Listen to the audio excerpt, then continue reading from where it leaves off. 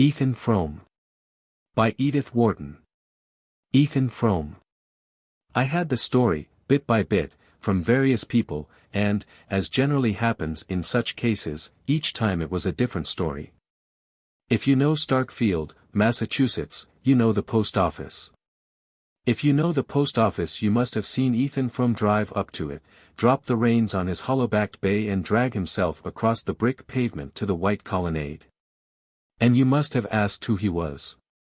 It was there that, several years ago, I saw him for the first time, and the sight pulled me up sharp. Even then he was the most striking figure in Starkfield, though he was but the ruin of a man. It was not so much his great height that marked him, for the natives were easily singled out by their lank longitude from the stockier foreign breed, it was the careless powerful look he had. In spite of a lameness checking each step like the jerk of a chain. There was something bleak and unapproachable in his face, and he was so stiffened and grizzled that I took him for an old man and was surprised to hear that he was not more than 52.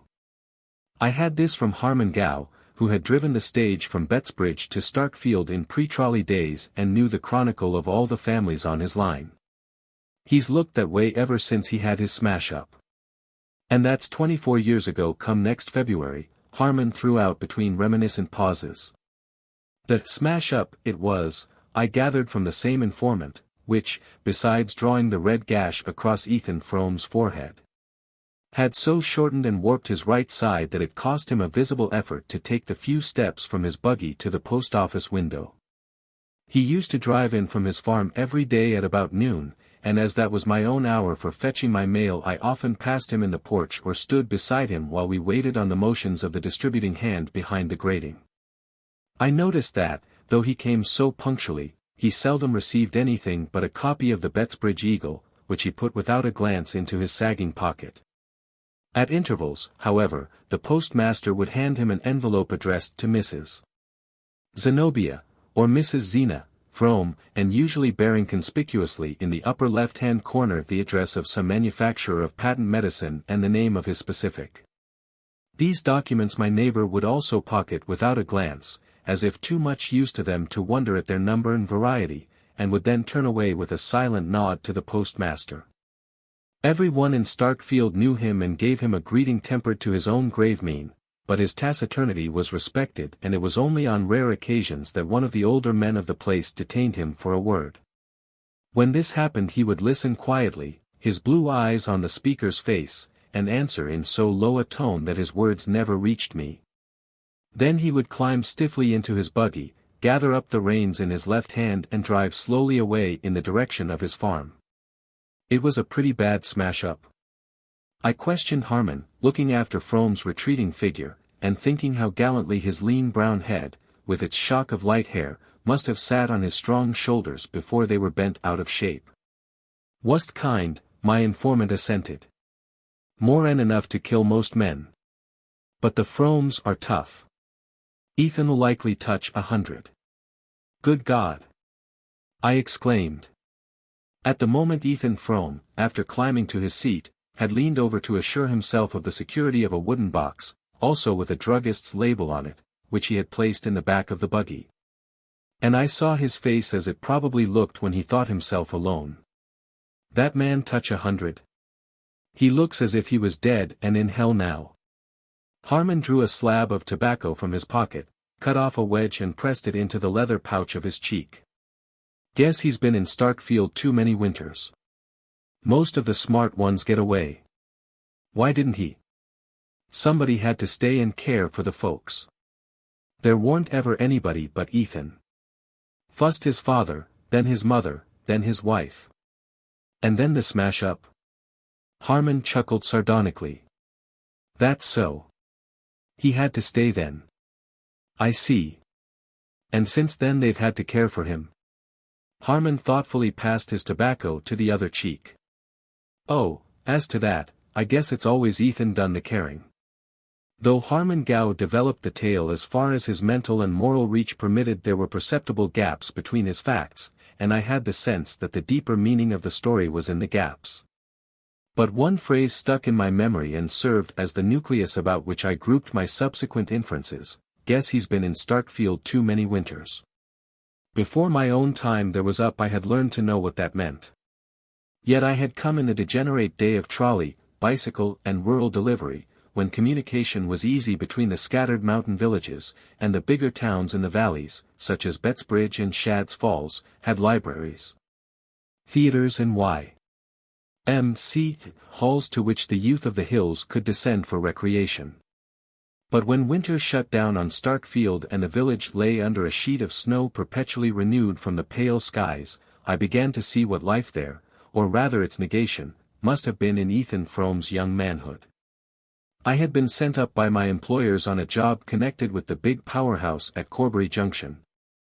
And a long-drawn carpenter's strike had so delayed the work that I found myself anchored at Starkfield, the nearest habitable spot, for the best part of the winter. I chafed at first, and then, under the hypnotizing effect of routine, gradually began to find a grim satisfaction in the life. During the early part of my stay I had been struck by the contrast between the vitality of the climate and the deadness of the community. Day by day, after the December snows were over, a blazing blue sky poured down torrents of light and air on the white landscape, which gave them back in an intenser glitter. One would have supposed that such an atmosphere must quicken the emotions as well as the blood, but it seemed to produce no change except that of retarding still more the sluggish pulse of Starkfield. When I had been there a little longer, and had seen this phase of crystal clearness followed by long stretches of sunless cold. When the storms of February had pitched their white tents about the devoted village and the wild cavalry of March winds had charged down to their support, I began to understand why Starkfield emerged from its 6-month siege like a starved garrison capitulating without quarter. 20 years earlier the means of resistance must have been far fewer, and the enemy in command of almost all the lines of access between the beleaguered villages. And, considering these things, I felt the sinister force of Harman's phrase, "Most of the smart ones get away." But if that were the case, how could any combination of obstacles have hindered the flight of a man like Ethan Frome? During my stay at Starkfield I lodged with a middle-aged widow colloquially known as Mrs. Ned Hale. Mrs. Hale's father had been the village lawyer of the previous generation, and Lawyer Varnum's house, where my landlady still lived with her mother, was the most considerable mansion in the village. It stood at one end of the main street, its classic portico and small-paned windows looking down a flagged path between Norway spruces to the slim white steeple of the Congregational Church. It was clear that the Varnum fortunes were at the ebb, but the two women did what they could to preserve a decent dignity, and Mrs. Hale, in particular, had a certain refinement not out of keeping with her pale old-fashioned house. In the best parlor, with its black horsehair and mahogany weekly illuminated by a gurgling carcel lamp, I listened every evening to another and more delicately shaded version of the Starkfield Chronicle. It was not that Mrs. Ned Hale felt, or affected, any social superiority to the people about her. It was only that the accident of a finer sensibility and a little more education had put just enough distance between herself and her neighbors to enable her to judge them with detachment. She was not unwilling to exercise this faculty, and I had great hopes of getting from her the missing facts of Ethan Frome's story, or rather such a key to his character as should coordinate the facts I knew. Her mind was a storehouse of innocuous anecdote, and any question about her acquaintances brought forth a volume of detail, but on the subject of Ethan Frome I found her unexpectedly reticent. There was no hint of disapproval in her reserve. I merely felt in her an insurmountable reluctance to speak of him or his affairs, a low, "Yes, I knew them both, it was awful," seeming to be the utmost concession that her distress could make to my curiosity. So marked was the change in her manner, such depths of sad initiation did it imply, that, with some doubts as to my delicacy, I put the case anew to my village oracle, Harman Gow, but got for my pains only an uncomprehending grunt. Ruth Varnum was always as nervous as a rat, and, come to think of it, she was the first one to see M after they was picked up. It happened right below Lawyer Varnum's, down at the bend of the Corbury Road, just round about the time that Ruth got engaged to Ned Hale. The young folks was all friends, and I guess she just can't bear to talk about it. She's had troubles enough of her own. All the dwellers in Starkfield, as in more notable communities, had had troubles enough of their own to make them comparatively indifferent to those of their neighbors. And though all conceded that Ethan Frome's had been beyond the common measure, no one gave me an explanation of the look in his face which, as I persisted in thinking, neither poverty nor physical suffering could have put there. Nevertheless, I might have contented myself with the story pieced together from these hints had it not been for the provocation of Mrs. Hale's silence, and, a little later, for the accident of personal contact with the man.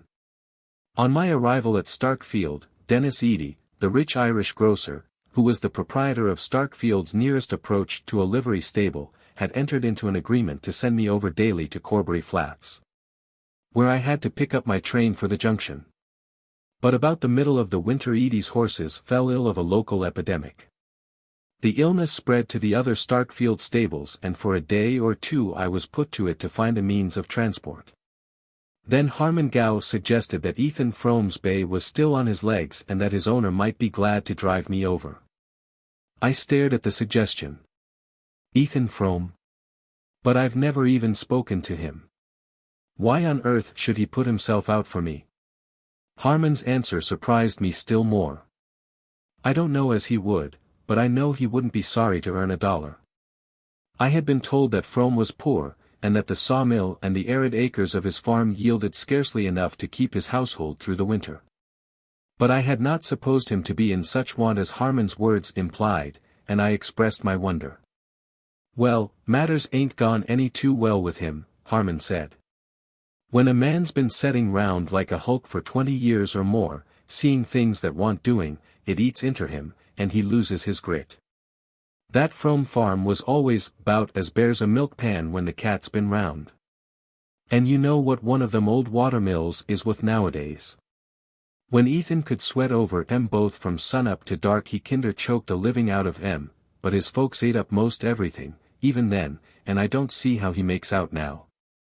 Fust his father got a kick, out haying, and went soft in the brain, and gave away money like Bible texts afore he died. Then his mother got queer and dragged along for years as weak as a baby. And his wife Zeena, she's always been the greatest hand at doctoring in the county. Sickness and trouble, that's what Ethan's had his plate full up with, ever since the very first helping. The next morning, when I looked out, I saw the hollow-backed bay between the Varnum spruces, and Ethan Frome, throwing back his worn bearskin, made room for me in the sleigh at his side. After that, for a week, he drove me over every morning to Corbury Flats, and on my return in the afternoon met me again and carried me back through the icy night to Starkfield. The distance each way was barely 3 miles, but the old bay's pace was slow, and even with firm snow under the runners we were nearly an hour on the way. Ethan Frome drove in silence, the reins loosely held in his left hand, his brown-seamed profile, under the helmet-like peak of the cap, relieved against the banks of snow like the bronze image of a hero. He never turned his face to mine, or answered, except in monosyllables, the questions I put, or such slight pleasantries as I ventured. He seemed a part of the mute melancholy landscape, an incarnation of its frozen woe, with all that was warm and sentient in him fast bound below the surface, but there was nothing unfriendly in his silence. I simply felt that he lived in a depth of moral isolation too remote for casual access, and I had the sense that his loneliness was not merely the result of his personal plight, tragic as I guessed that to be, but had in it, as Harmon Gow had hinted, the profound accumulated cold of many Starkfield winters. Only once or twice was the distance between us bridged for a moment, and the glimpses thus gained confirmed my desire to know more. Once I happened to speak of an engineering job I had been on the previous year in Florida, and of the contrast between the winter landscape about us and that in which I had found myself the year before. And to my surprise Frome said suddenly, "Yes, I was down there once, and for a good while afterward I could call up the sight of it in winter. But now it's all snowed under." He said no more, and I had to guess the rest from the inflection of his voice and his sharp relapse into silence. Another day, on getting into my train at the Flats, I missed a volume of popular science, I think it was on some recent discoveries in biochemistry, which I had carried with me to read on the way. I thought no more about it till I got into the sleigh again that evening, and saw the book in Frome's hand. "I found it after you were gone," he said. I put the volume into my pocket and we dropped back into our usual silence.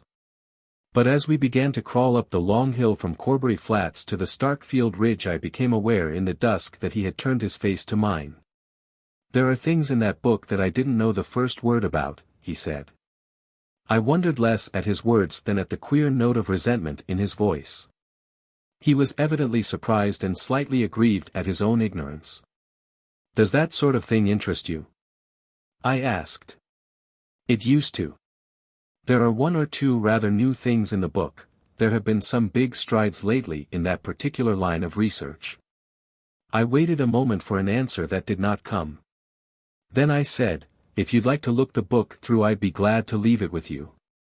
He hesitated, and I had the impression that he felt himself about to yield to a stealing tide of inertia. Then, "Thank you, I'll take it," he answered shortly. I hoped that this incident might set up some more direct communication between us. Frome was so simple and straightforward that I was sure his curiosity about the book was based on a genuine interest in its subject. Such tastes and acquirements in a man of his condition made the contrast more poignant between his outer situation and his inner needs, and I hoped that the chance of giving expression to the latter might at least unseal his lips.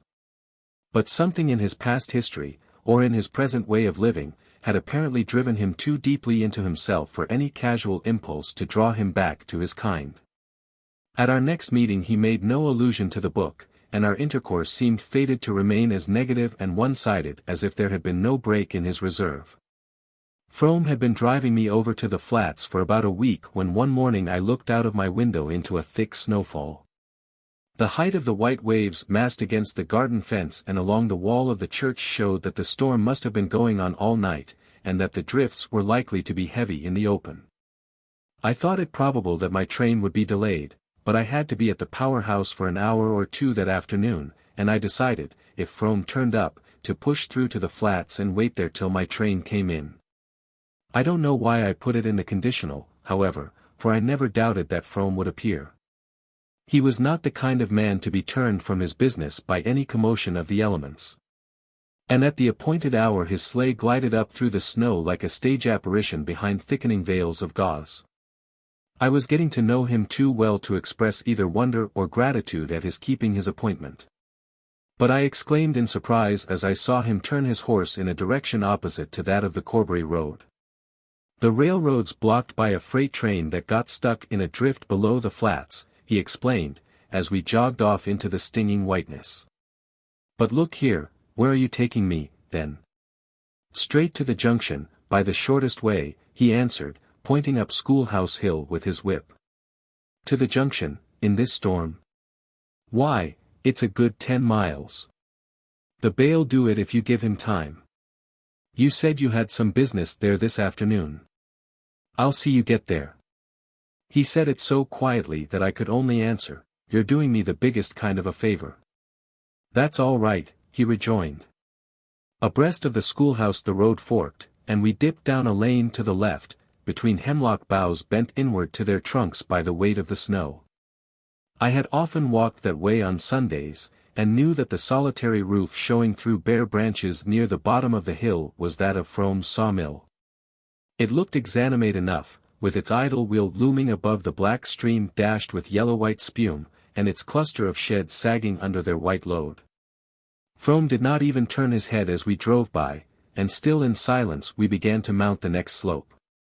About a mile farther, on a road I had never traveled, we came to an orchard of starved apple trees writhing over a hillside among outcroppings of slate that nuzzled up through the snow like animals pushing out their noses to breathe.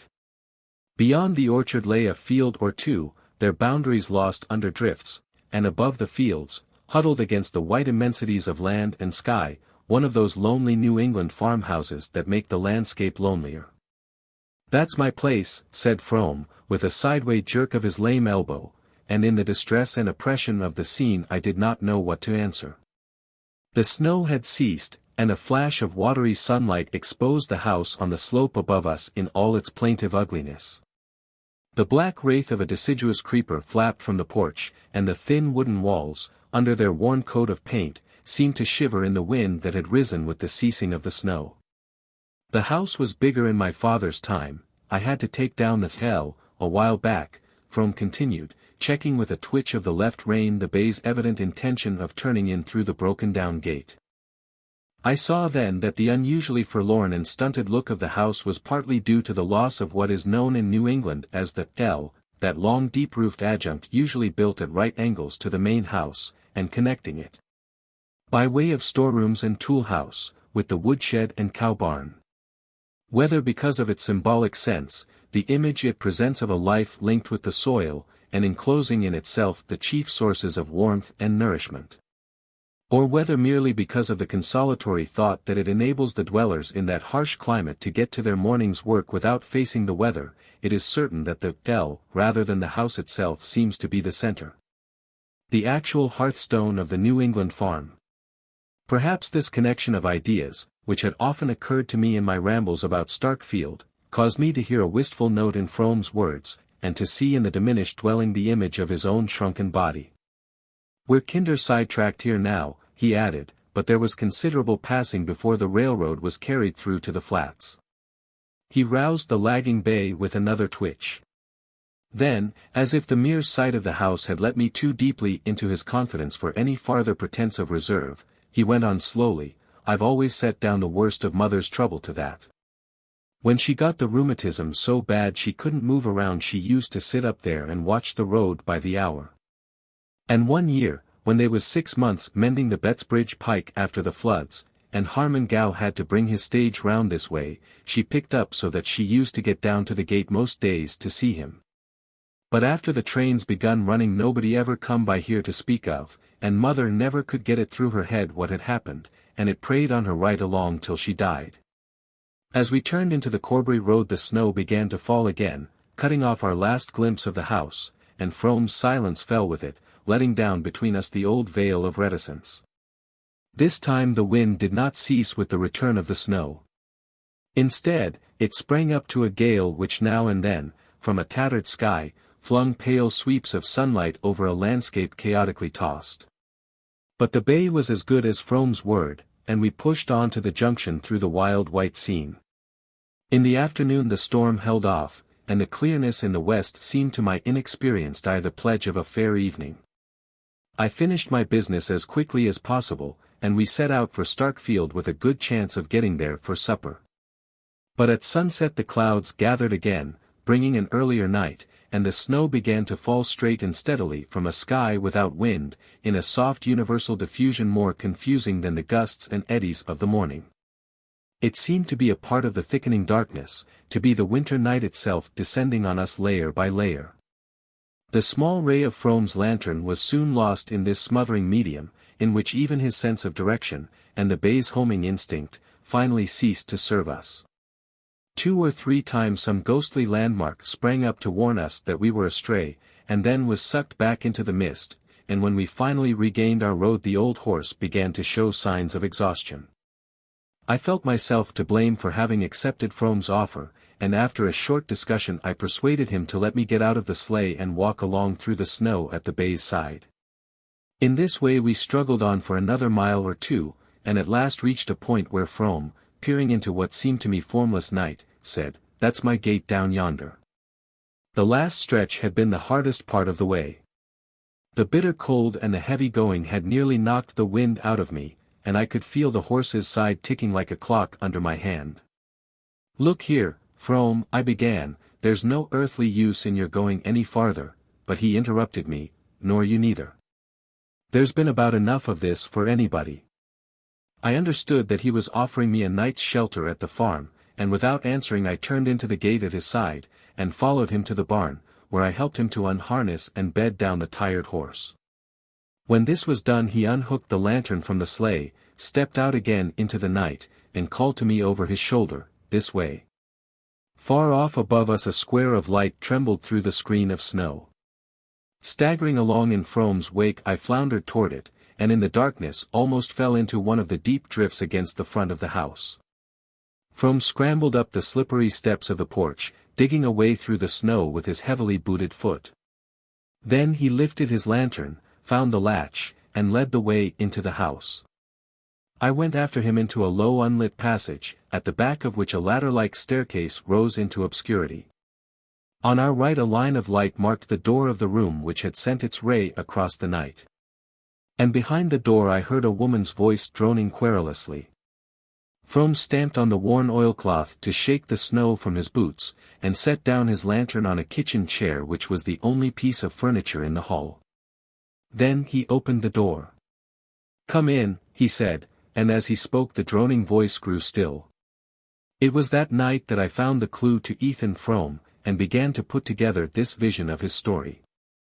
The village lay under 2 feet of snow, with drifts at the windy corners. In a sky of iron the points of the dipper hung like icicles and Orion flashed his cold fires. The moon had set, but the night was so transparent that the white house fronts between the elms looked grey against the snow, clumps of bushes made black stains on it.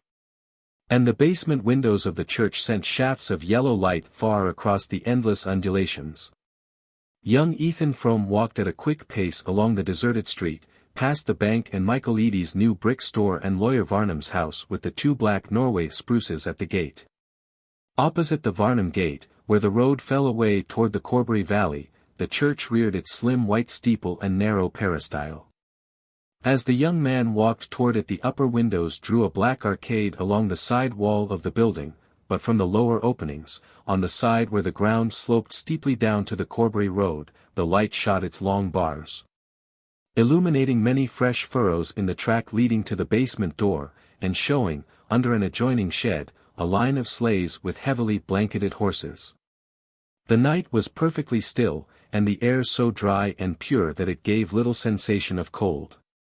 The effect produced on Frome was rather of a complete absence of atmosphere, as though nothing less tenuous than ether intervened between the white earth under his feet and the metallic dome overhead. "It's like being in an exhausted receiver," he thought. 4 or 5 years earlier he had taken a year's course at a technological college at Worcester, and dabbled in the laboratory with a friendly professor of physics. And the images supplied by that experience still cropped up, at unexpected moments, through the totally different associations of thought in which he had since been living. His father's death, and the misfortunes following it, had put a premature end to Ethan's studies.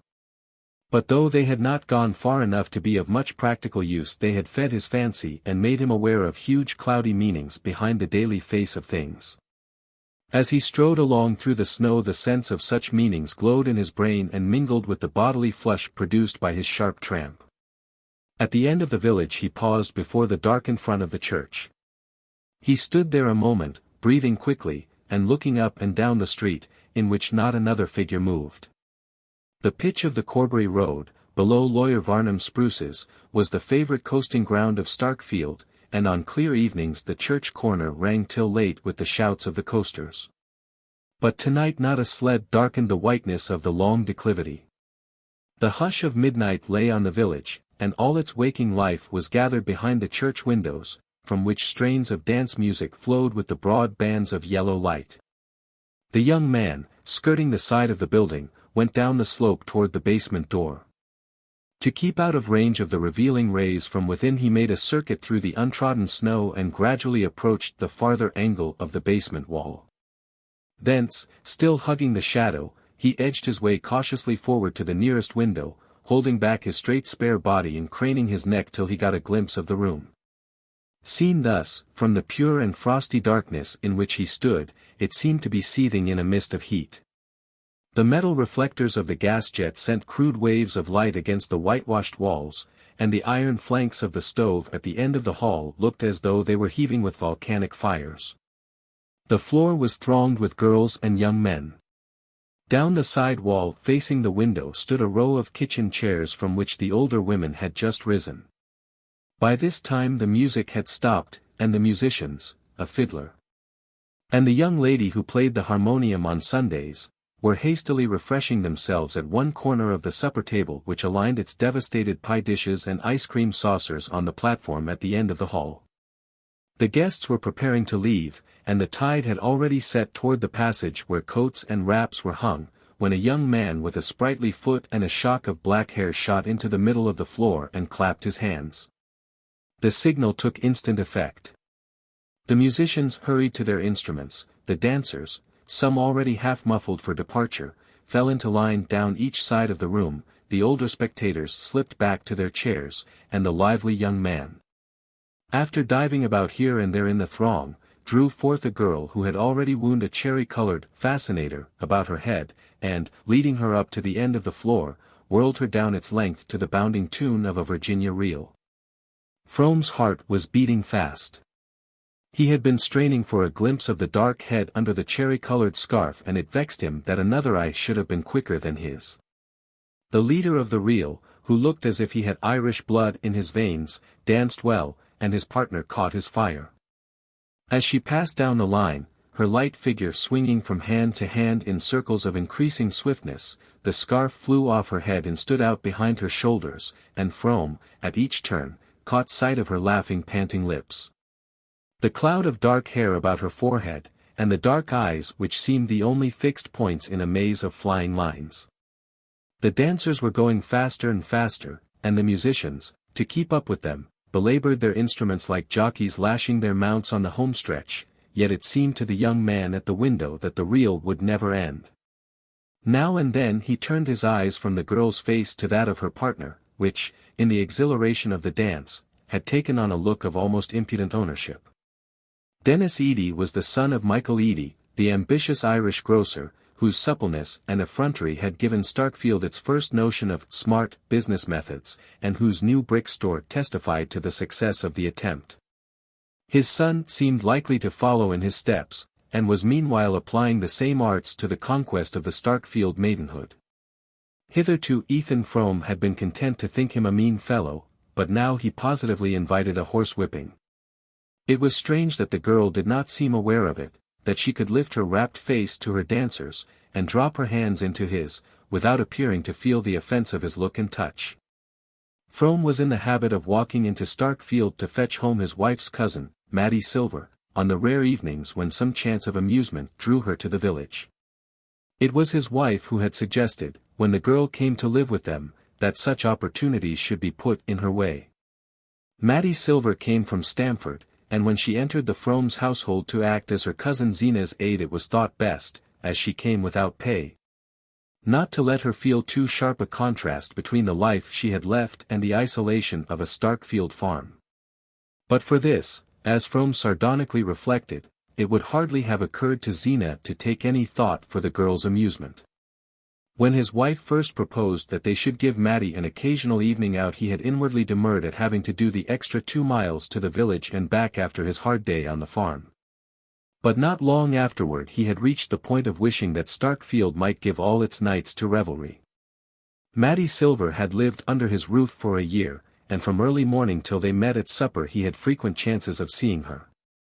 But no moments in her company were comparable to those when, her arm in his, and her light step flying to keep time with his long stride, they walked back through the night to the farm. He had taken to the girl from the first day, when he had driven over to the flats to meet her, and she had smiled and waved to him from the train, crying out, "You must be Ethan."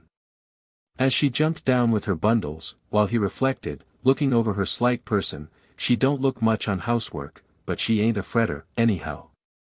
But it was not only that the coming to his house of a bit of hopeful young life was like the lighting of a fire on a cold hearth. The girl was more than the bright serviceable creature he had thought her. She had an eye to see and an ear to hear, he could show her things and tell her things, and taste the bliss of feeling that all he imparted left long reverberations and echoes he could wake at will. It was during their night walks back to the farm that he felt most intensely the sweetness of this communion. He had always been more sensitive than the people about him to the appeal of natural beauty. His unfinished studies had given form to this sensibility, and even in his unhappiest moments field and sky spoke to him with a deep and powerful persuasion. But hitherto the emotion had remained in him as a silent ache, veiling with sadness the beauty that evoked it. He did not even know whether anyone else in the world felt as he did, or whether he was the sole victim of this mournful privilege. Then he learned that one other spirit had trembled with the same touch of wonder, that at his side, living under his roof and eating his bread, was a creature to whom he could say, "That's Orion down yonder. The big fellow to the right is Aldebaran, and the bunch of little ones, like bees swarming, they're the Pleiades. or whom he could hold entranced before a ledge of granite thrusting up through the fern while he unrolled the huge panorama of the Ice Age, and the long dim stretches of succeeding time. The fact that admiration for his learning mingled with Mattie's wonder at what he taught was not the least part of his pleasure. And there were other sensations, less definable but more exquisite, which drew them together with a shock of silent joy, the cold red of sunset behind winter hills, the flight of cloud flocks over slopes of golden stubble, or the intensely blue shadows of hemlocks on sunlit snow. When she said to him once, "It looks just as if it was painted," it seemed to Ethan that the art of definition could go no farther, and that words had at last been found to utter his secret soul. As he stood in the darkness outside the church, these memories came back with the poignancy of vanished things. Watching Mattie whirl down the floor from hand to hand, he wondered how he could ever have thought that his dull talk interested her. To him, who was never gay but in her presence, her gaiety seemed plain proof of indifference. The face she lifted to her dancers was the same which, when she saw him, always looked like a window that has caught the sunset. He even noticed 2 or 3 gestures which, in his fatuity, he had thought she kept for him, a way of throwing her head back when she was amused, as if to taste her laugh before she let it out, and a trick of sinking her lids slowly when anything charmed or moved her. The sight made him unhappy, and his unhappiness roused his latent fears. His wife had never shown any jealousy of Mattie, but of late she had grumbled increasingly over the housework and found oblique ways of attracting attention to the girl's inefficiency. Zeena had always been what Starkfield called sickly, and Frome had to admit that, if she were as ailing as she believed, she needed the help of a stronger arm than the one which lay so lightly in his during the night walks to the farm. Mattie had no natural turn for housekeeping, and her training had done nothing to remedy the defect. She was quick to learn, but forgetful and dreamy, and not disposed to take the matter seriously.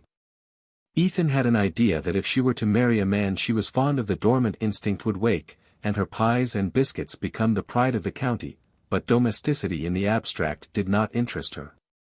At first she was so awkward that he could not help laughing at her, but she laughed with him and that made them better friends.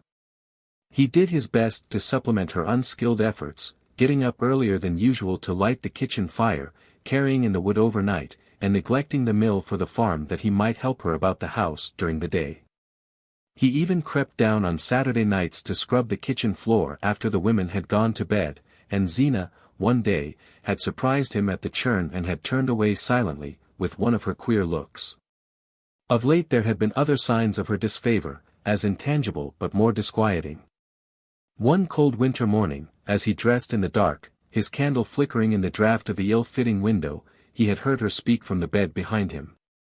"The doctor don't want I should be left without anybody to do for me," she said in her flat whine.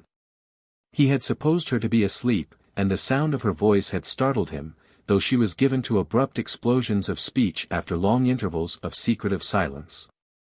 He turned and looked at her where she lay indistinctly outlined under the dark calico quilt, her high-boned face taking a grayish tinge from the whiteness of the pillow.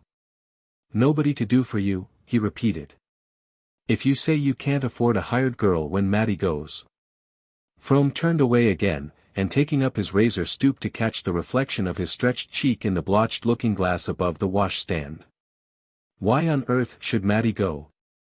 "Well, when she gets married, I mean," his wife's drawl came from behind him. "Oh, she'd never leave us as long as you needed her," he returned, scraping hard at his chin. "I wouldn't ever have it said that I stood in the way of a poor girl like Mattie marrying a smart fellow like Dennis Eady," Zeena answered in a tone of plaintive self-effacement.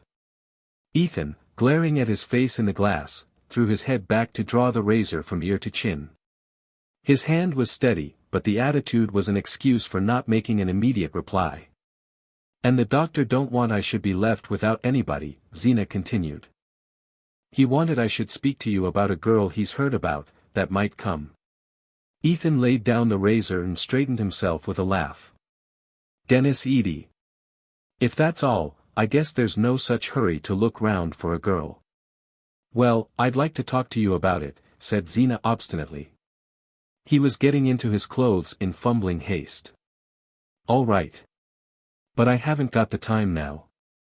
"I'm late as it is," he returned, holding his old silver turnip watch to the candle. Zeena, apparently accepting this as final, lay watching him in silence while he pulled his suspenders over his shoulders and jerked his arms into his coat. But as he went toward the door she said, suddenly and incisively, "I guess you're always late, now you shave every morning." That thrust had frightened him more than any vague insinuations about Dennis Eady. It was a fact that since Mattie Silver's coming he had taken to shaving every day. But his wife always seemed to be asleep when he left her side in the winter darkness, and he had stupidly assumed that she would not notice any change in his appearance.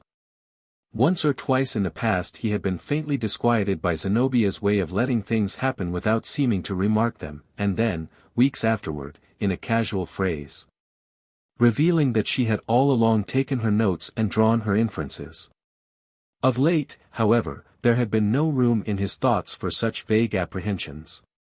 Zeena herself, from an oppressive reality, had faded into an insubstantial shade. All his life was lived in the sight and sound of Mattie Silver, and he could no longer conceive of its being otherwise. But now, as he stood outside the church, and saw Mattie spinning down the floor with Dennis Eady, a throng of disregarded hints and menaces wove their cloud about his brain. 2. As the dancers poured out of the hall, Frome, drawing back behind the projecting storm door, watched the segregation of the grotesquely muffled groups, in which a moving lantern ray now and then lit up a face flushed with food and dancing. The villagers, being afoot, were the first to climb the slope to the main street, while the country neighbors packed themselves more slowly into the sleighs under the shed. "Ain't you riding, Mattie?" A woman's voice called back from the throng about the shed, and Ethan's heart gave a jump. From where he stood he could not see the persons coming out of the hall till they had advanced a few steps beyond the wooden sides of the storm door. But through its cracks he heard a clear voice answer, "Mercy no. Not on such a night." She was there, then, close to him, only a thin board between. In another moment she would step forth into the night, and his eyes, accustomed to the obscurity, would discern her as clearly as though she stood in daylight. A wave of shyness pulled him back into the dark angle of the wall, and he stood there in silence instead of making his presence known to her. It had been one of the wonders of their intercourse that from the first, she, the quicker, finer, more expressive, instead of crushing him by the contrast, had given him something of her own ease and freedom. But now he felt as heavy and loutish as in his student days, when he had tried to jolly the Worcester girls at a picnic. He hung back, and she came out alone and paused within a few yards of him. She was almost the last to leave the hall, and she stood looking uncertainly about her as if wondering why he did not show himself. Then a man's figure approached, coming so close to her that under their formless wrappings they seemed merged in one dim outline. "Gentleman friend gone back on you?" "Say, Matt, that's tough." "No, I wouldn't be mean enough to tell the other girls. I ain't as low down as that." How Frome hated his cheap banter. "But look at here, ain't it lucky I got the old man's cutter down there waiting for us?" Frome heard the girl's voice, gaily incredulous. "What on earth's your father's cutter doin' down there?" "Why, waiting for me to take a ride. I got the roan colt too. I kinder knew I'd want to take a ride tonight." Eady, in his triumph, tried to put a sentimental note into his bragging voice. The girl seemed to waver, and Frome saw her twirl the end of her scarf irresolutely about her fingers. Not for the world would he have made a sign to her, though it seemed to him that his life hung on her next gesture. "Hold on a minute while I unhitch the colt," Dennis called to her, springing toward the shed. She stood perfectly still, looking after him, in an attitude of tranquil expectancy torturing to the hidden watcher. Frome noticed that she no longer turned her head from side to side, as though peering through the night for another figure. She let Dennis Eady lead out the horse, climb into the cutter and fling back the bearskin to make room for her at his side, then, with a swift motion of flight, she turned about and darted up the slope toward the front of the church. "Goodbye. Hope you'll have a lovely ride," she called back to him over her shoulder. Dennis laughed, and gave the horse a cut that brought him quickly abreast of her retreating figure. "Come along. Get in quick. It's as slippery as thunder on this turn," he cried, leaning over to reach out a hand to her. She laughed back at him, "Good night. I'm not getting in." By this time they had passed beyond Frome's earshot and he could only follow the shadowy pantomime of their silhouettes as they continued to move along the crest of the slope above him. He saw Edie, after a moment, jump from the cutter and go toward the girl with the reins over one arm. The other he tried to slip through hers. But she eluded him nimbly, and Frome's heart, which had swung out over a black void, trembled back to safety. A moment later he heard the jingle of departing sleigh bells and discerned a figure advancing alone toward the empty expanse of snow before the church. In the black shade of the Varnum spruces he caught up with her and she turned with a quick, "Oh. Think I'd forgotten you, Matt?" he asked with sheepish glee. She answered seriously, "I thought maybe you couldn't come back for me." "Couldn't? What on earth could stop me? I knew Zeena wasn't feeling any too good today." "Oh, she's in bed long ago." He paused, a question struggling in him. "Then you meant to walk home all alone?" "Oh, I ain't afraid," she laughed. They stood together in the gloom of the spruces, an empty world glimmering about them wide and gray under the stars. He brought his question out. "If you thought I hadn't come, why didn't you ride back with Dennis Edie?" "Why, where were you? How did you know? I never saw you." Her wonder and his laughter ran together like spring rills in a thaw. Ethan had the sense of having done something arch and ingenious. To prolong the effect he groped for a dazzling phrase, and brought out, in a growl of rapture, "Come along." He slipped an arm through hers, as Edie had done, and fancied it was faintly pressed against her side, but neither of them moved. It was so dark under the spruces that he could barely see the shape of her head beside his shoulder. He longed to stoop his cheek and rub it against her scarf. He would have liked to stand there with her all night in the blackness. She moved forward a step or two and then paused again above the dip of the Corbury Road. Its icy slope, scored by innumerable runners, looked like a mirror scratched by travelers at an inn. "There was a whole lot of them coasting before the moon set," she said. "Would you like to come in and coast with them some night?" he asked. "Oh, would you, Ethan? It would be lovely. We'll come tomorrow if there's a moon." She lingered, pressing closer to his side. Ned Hale and Ruth Varnum came just as near running into the big elm at the bottom. "We were all sure they were killed." Her shiver ran down his arm. "Wouldn't it have been too awful? They're so happy." "Oh, Ned ain't much at steering." "I guess I can take you down all right," he said disdainfully. He was aware that he was talking big, like Dennis Edie. But his reaction of joy had unsteadied him, and the inflection with which she had said of the engaged couple, "They're so happy," made the words sound as if she had been thinking of herself and him. "The elm is dangerous, though. It ought to be cut down," she insisted. "Would you be afraid of it, with me?" "I told you I ain't the kind to be afraid," she tossed back, almost indifferently, and suddenly she began to walk on with a rapid step. These alterations of mood were the despair and joy of Ethan Frome. The motions of her mind were as incalculable as the flit of a bird in the branches. The fact that he had no right to show his feelings, and thus provoke the expression of hers, made him attach a fantastic importance to every change in her look and tone. Now he thought she understood him, and feared. Now he was sure she did not, and despaired. Tonight the pressure of accumulated misgivings sent the scale drooping toward despair, and her indifference was the more chilling after the flush of joy into which she had plunged him by dismissing Dennis Edie. He mounted Schoolhouse Hill at her side and walked on in silence till they reached the lane leading to the sawmill, then the need of some definite assurance grew too strong for him. "You'd have found me right off if you hadn't gone back to have that last reel with Dennis," he brought out awkwardly. He could not pronounce the name without a stiffening of the muscles of his throat. "Why, Ethan, how could I tell you were there?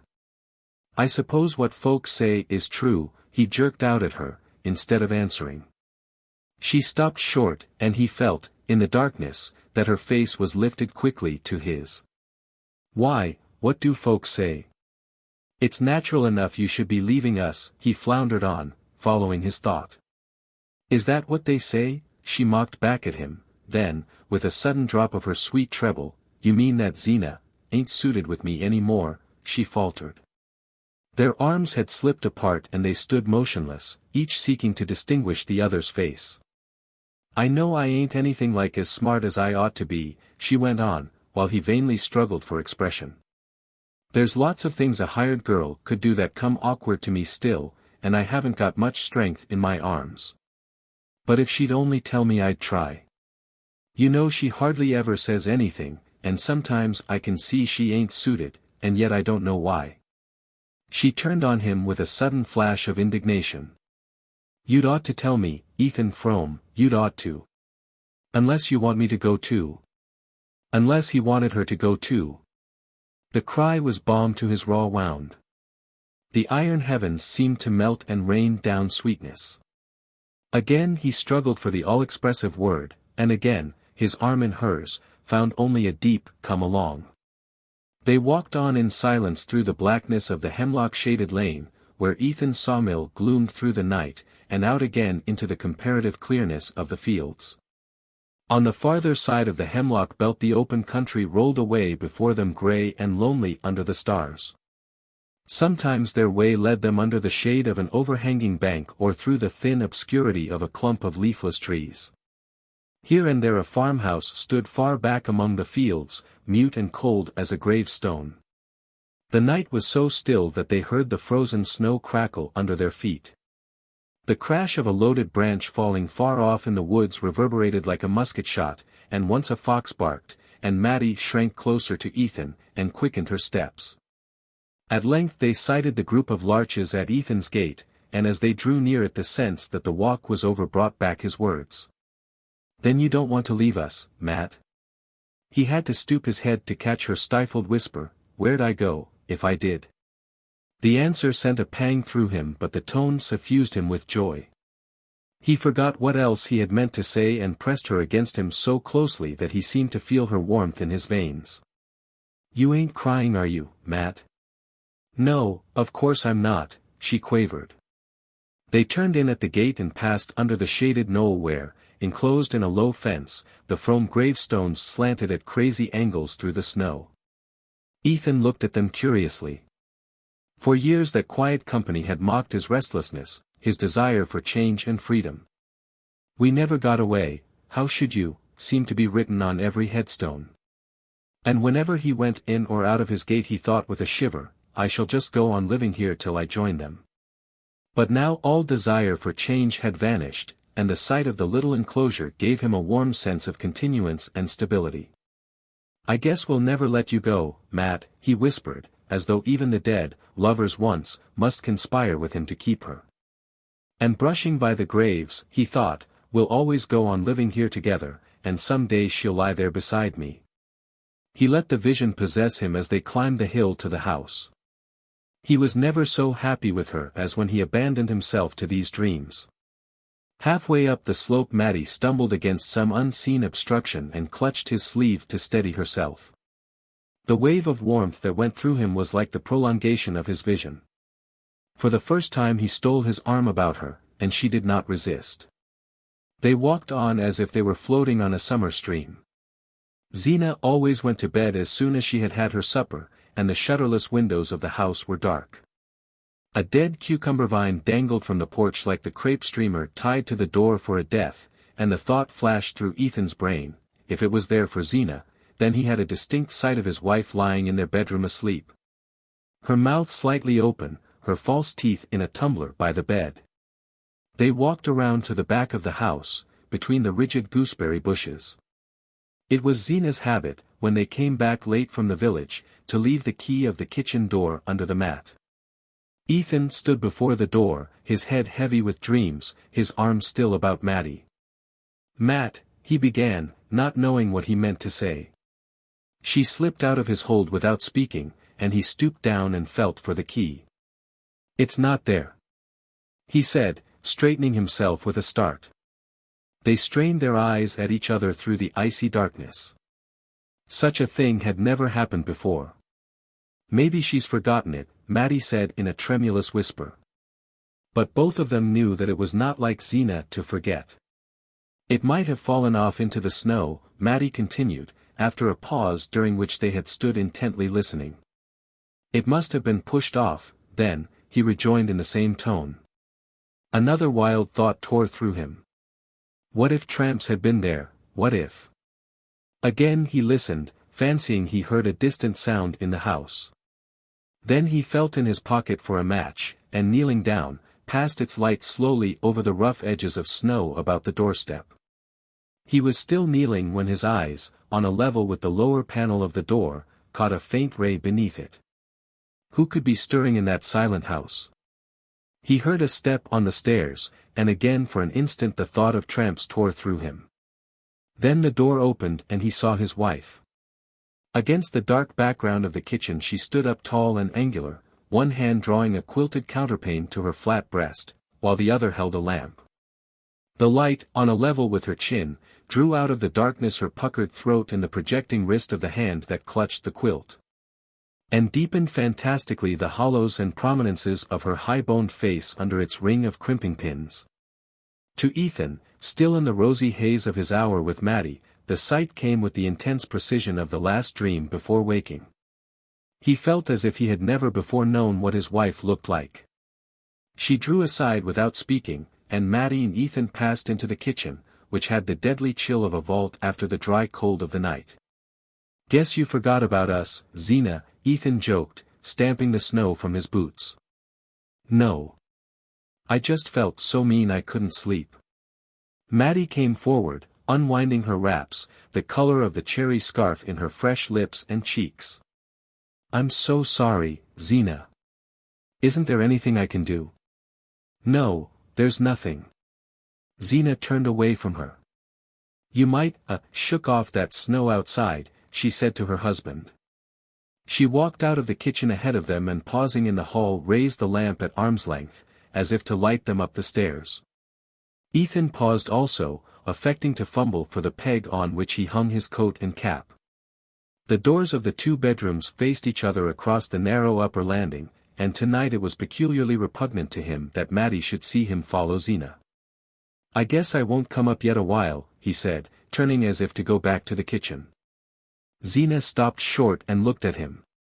"For the land's sake, what you going to do down here?" "I've got the mill accounts to go over." She continued to stare at him, the flame of the unshaded lamp bringing out with microscopic cruelty the fretful lines of her face. "At this time o' night? You'll catch your death. The fire's out long ago."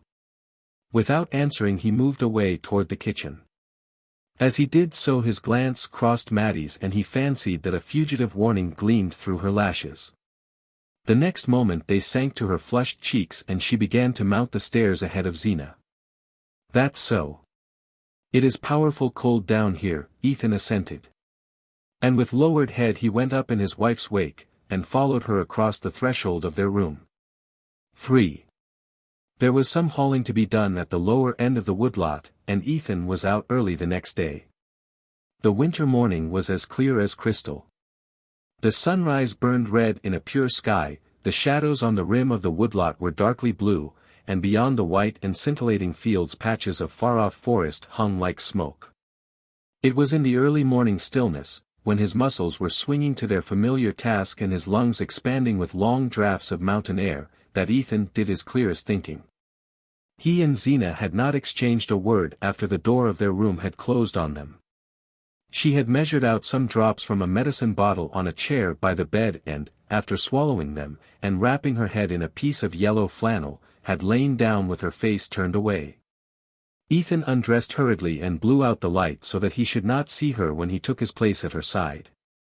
As he lay there he could hear Maddie moving about in her room, and her candle, sending its small ray across the landing, drew a scarcely perceptible line of light under his door. He kept his eyes fixed on the light till it vanished. Then the room grew perfectly black, and not a sound was audible but Zeena's asthmatic breathing. Ethan felt confusedly that there were many things he ought to think about, but through his tingling veins and tired brain only one sensation throbbed, the warmth of Maddie's shoulder against his. Why had he not kissed her when he held her there? A few hours earlier he would not have asked himself the question. Even a few minutes earlier, when they had stood alone outside the house, he would not have dared to think of kissing her. But since he had seen her lips in the lamplight he felt that they were his. Now, in the bright morning air, her face was still before him. It was part of the sun's red and of the pure glitter on the snow.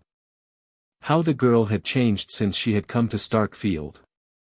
He remembered what a colorless slip of a thing she had looked the day he had met her at the station. And all the first winter, how she had shivered with cold when the northerly gales shook the thin clapboards and the snow beat like hail against the loose-hung windows. He had been afraid that she would hate the hard life, the cold and loneliness. But not a sign of discontent escaped her. Zeena took the view that Mattie was bound to make the best of Starkfield since she hadn't any other place to go to, but this did not strike Ethan as conclusive. Zeena, at any rate, did not apply the principle in her own case. He felt all the more sorry for the girl because misfortune had, in a sense, indentured her to them. Mattie Silver was the daughter of a cousin of Zenobia Frome's, who had inflamed his clan with mingled sentiments of envy and admiration by descending from the hills to Connecticut, where he had married a Stamford girl and succeeded to her father's thriving drug business. Unhappily Orrin Silver, a man of far-reaching aims, had died too soon to prove that the end justifies the means. His accounts revealed merely what the means had been. And these were such that it was fortunate for his wife and daughter that his books were examined only after his impressive funeral. His wife died of the disclosure, and Mattie, at 20, was left alone to make her way on the $50 obtained from the sale of her piano. For this purpose her equipment, though varied, was inadequate. She could trim a hat, make molasses candy, recite, "Curfew Shall Not Ring Tonight," and play, "The Lost Chord," and a potpourri from "Carmen." When she tried to extend the field of her activities in the direction of stenography and bookkeeping her health broke down, and 6 months on her feet behind the counter of a department store did not tend to restore it. Her nearest relations had been induced to place their savings in her father's hands, and though, after his death, they ungrudgingly acquitted themselves of the Christian duty of returning good for evil by giving his daughter all the advice at their disposal, they could hardly be expected to supplement it by material aid. But when Zenobia's doctor recommended her looking about for someone to help her with the housework, the clan instantly saw the chance of exacting a compensation from Mattie. Zenobia, though doubtful of the girl's efficiency, was tempted by the freedom to find fault without much risk of losing her, and so Mattie came to Starkfield. Zenobia's fault-finding was of the silent kind, but not the less penetrating for that. During the first months Ethan alternately burned with the desire to see Mattie defy her and trembled with fear of the result. Then the situation grew less strained. The pure air, and the long summer hours in the open, gave back life and elasticity to Mattie, and Zeena, with more leisure to devote to her complex ailments, grew less watchful of the girl's omissions. So that Ethan, struggling on under the burden of his barren farm and failing sawmill, could at least imagine that peace reigned in his house. There was really, even now, no tangible evidence to the contrary. But since the previous night a vague dread had hung on his skyline. It was formed of Zeena's obstinate silence, of Mattie's sudden look of warning, of the memory of just such fleeting imperceptible signs as those which told him, on certain stainless mornings, that before night there would be rain. His dread was so strong that, manlike, he sought to postpone certainty. The hauling was not over till midday, and as the lumber was to be delivered to Andrew Hale, the Starkfield builder, it was really easier for Ethan to send Jotham Powell, the hired man, back to the farm on foot, and drive the load down to the village himself. He had scrambled up on the logs, and was sitting astride of them, close over his shaggy greys, when, coming between him and their streaming necks, he had a vision of the warning look that Mattie had given him the night before. "If there's going to be any trouble I want to be there," was his vague reflection, as he threw to Jotham the unexpected order to unhitch the team and lead them back to the barn. It was a slow trudge home through the heavy fields, and when the two men entered the kitchen Mattie was lifting the coffee from the stove and Zeena was already at the table. Her husband stopped short at sight of her. Instead of her usual calico wrapper and knitted shawl she wore her best dress of brown merino, and above her thin strands of hair, which still preserved the tight undulations of the crimping pins, rose a hard perpendicular bonnet. As to which Ethan's clearest notion was that he had to pay $5 for it at the Bettsbridge Emporium. On the floor beside her stood his old valise and a bandbox wrapped in newspapers. "Why, where are you going, Zeena?" he exclaimed. "I've got my shooting pains so bad that I'm going over to Bettsbridge to spend the night with Aunt Martha Pierce and see that new doctor," she answered in a matter-of-fact tone. As if she had said she was going into the storeroom to take a look at the preserves, or up to the attic to go over the blankets. In spite of her sedentary habits, such abrupt decisions were not without precedent in Zeena's history. Twice or thrice before she had suddenly packed Ethan's valise and started off to Bettsbridge, or even Springfield, to seek the advice of some new doctor, and her husband had grown to dread these expeditions because of their cost.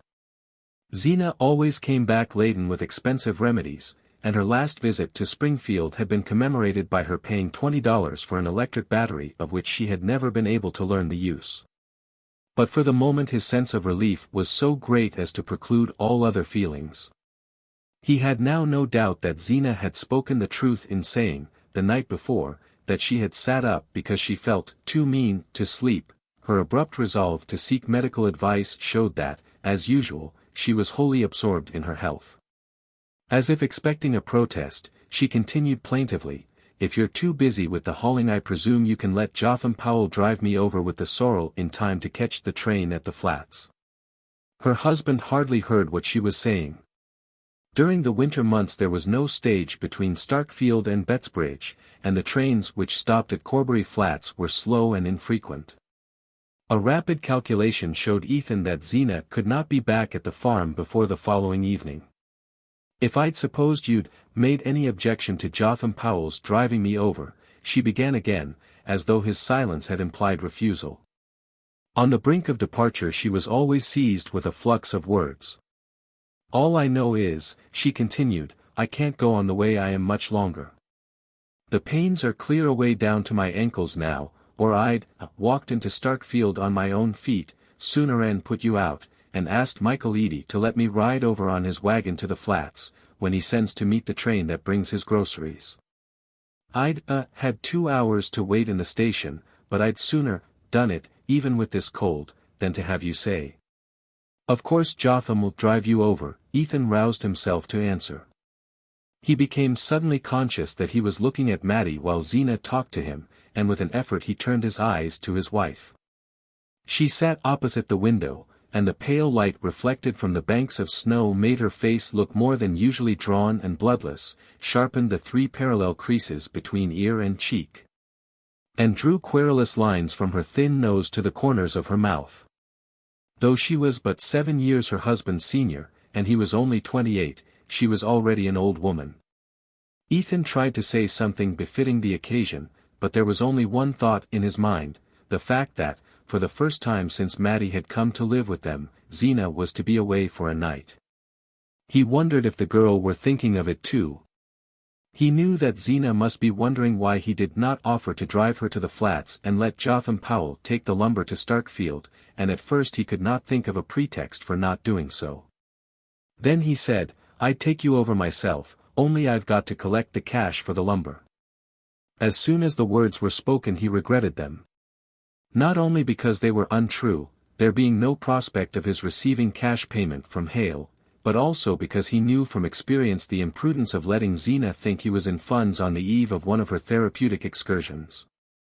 At the moment, however, his one desire was to avoid the long drive with her behind the ancient sorrel who never went out of a walk. Zeena made no reply, she did not seem to hear what he had said. She had already pushed her plate aside, and was measuring out a draught from a large bottle at her elbow. "It ain't done me a speck of good, but I guess I might as well use it up," she remarked. Adding, as she pushed the empty bottle toward Mattie, "If you can get the taste out it'll do for pickles." 4. As soon as his wife had driven off Ethan took his coat and cap from the peg. Mattie was washing up the dishes, humming one of the dance tunes of the night before. He said, "So long, Matt," and she answered gaily, "So long, Ethan," and that was all. It was warm and bright in the kitchen. The sun slanted through the south window on the girl's moving figure, on the cat dozing in a chair, and on the geraniums brought in from the doorway, where Ethan had planted them in the summer to make a garden for Maddie. He would have liked to linger on, watching her tidy up and then settle down to her sewing, but he wanted still more to get the hauling done and be back at the farm before night. All the way down to the village he continued to think of his return to Maddie. The kitchen was a poor place, not spruce and shining as his mother had kept it in his boyhood. But it was surprising what a homelike look the mere fact of Zeena's absence gave it. And he pictured what it would be like that evening, when he and Maddie were there after supper. For the first time they would be alone together indoors, and they would sit there, one on each side of the stove, like a married couple, he in his stocking feet and smoking his pipe, she laughing and talking in that funny way she had. Which was always as new to him as if he had never heard her before.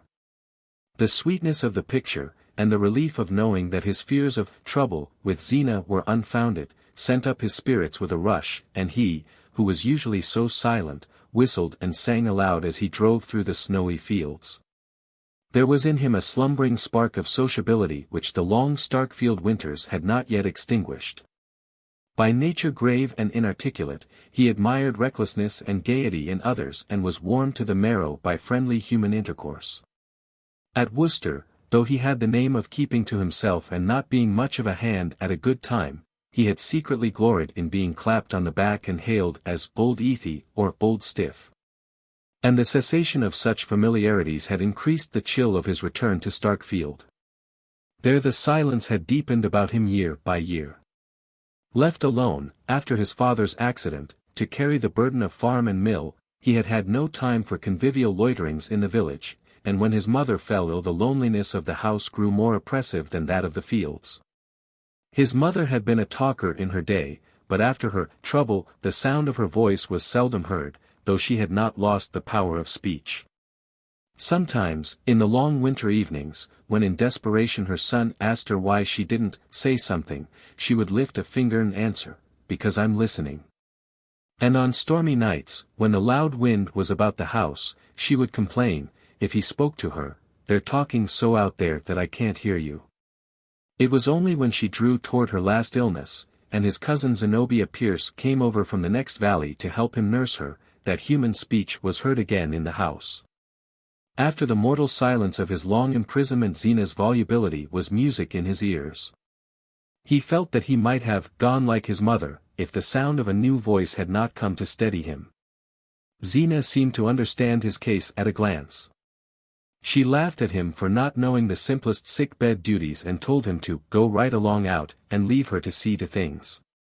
The mere fact of obeying her orders, of feeling free to go about his business again and talk with other men, restored his shaken balance and magnified his sense of what he owed her.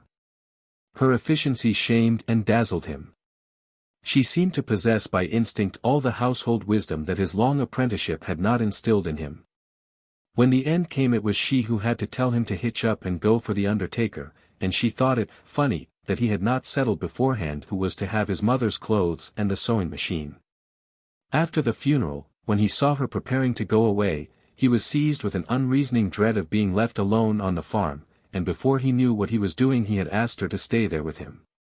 He had often thought since that it would not have happened if his mother had died in spring instead of winter. When they married it was agreed that, as soon as he could straighten out the difficulties resulting from Mrs. Frome's long illness, they would sell the farm and sawmill and try their luck in a large town. Ethan's love of nature did not take the form of a taste for agriculture. He had always wanted to be an engineer, and to live in towns, where there were lectures and big libraries and fellows doing things. A slight engineering job in Florida, put in his way during his period of study at Worcester, increased his faith in his ability as well as his eagerness to see the world.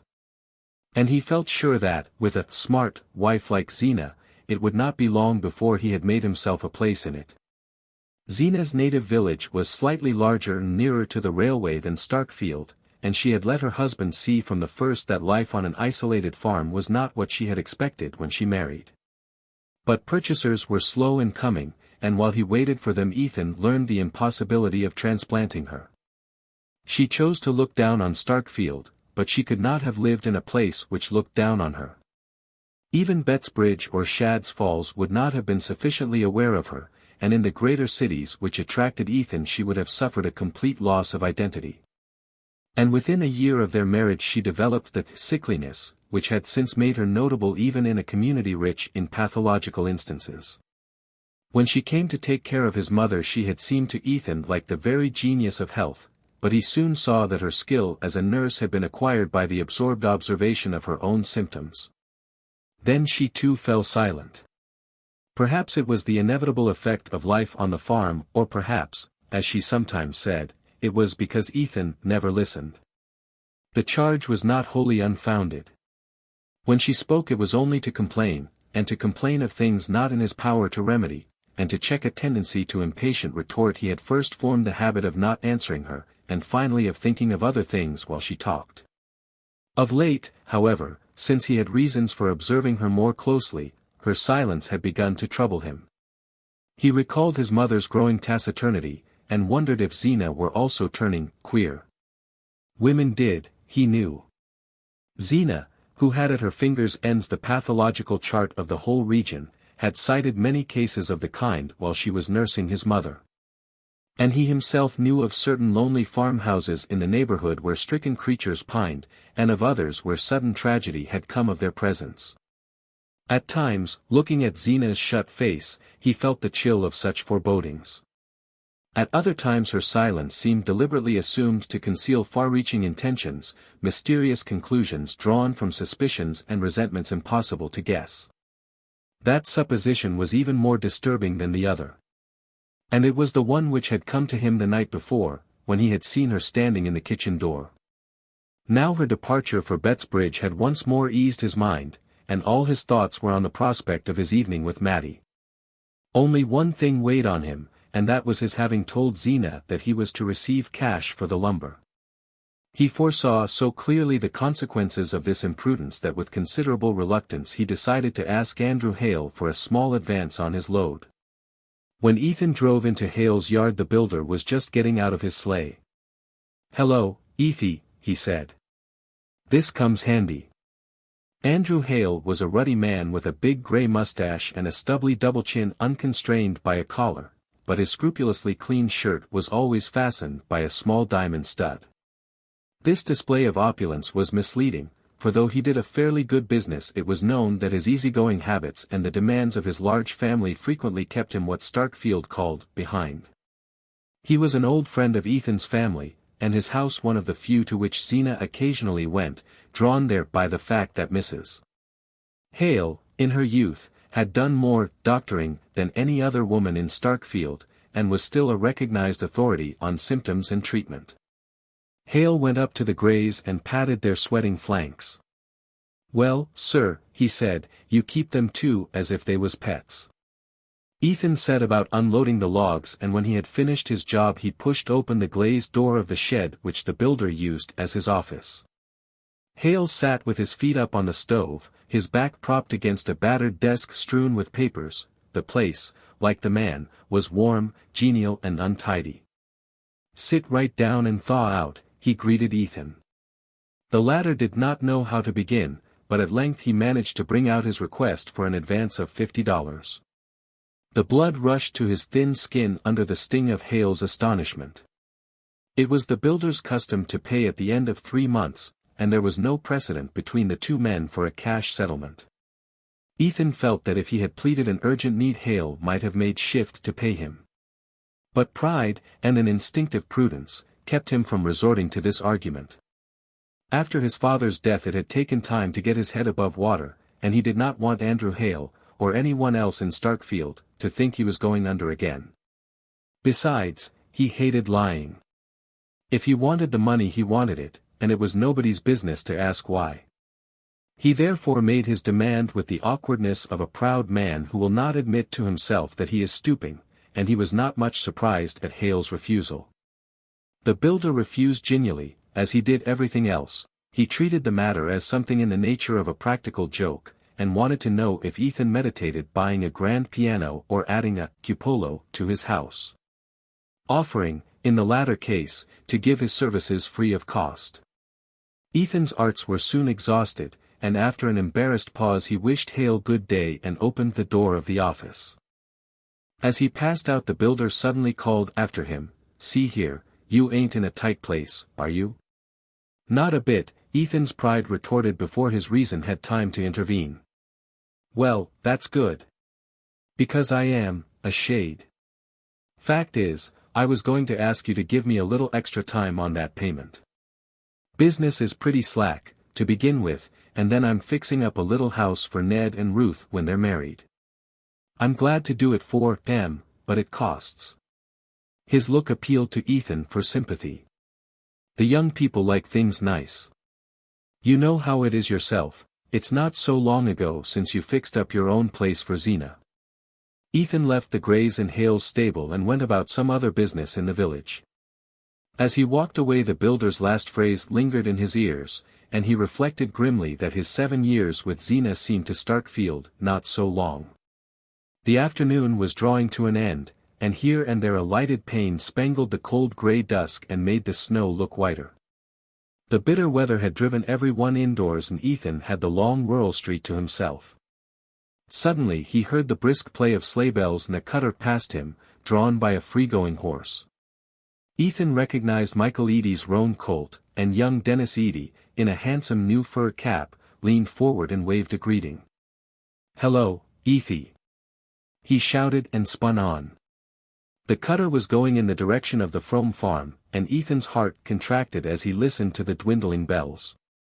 What more likely than that Dennis Eady had heard of Zeena's departure for Bettsbridge, and was profiting by the opportunity to spend an hour with Mattie?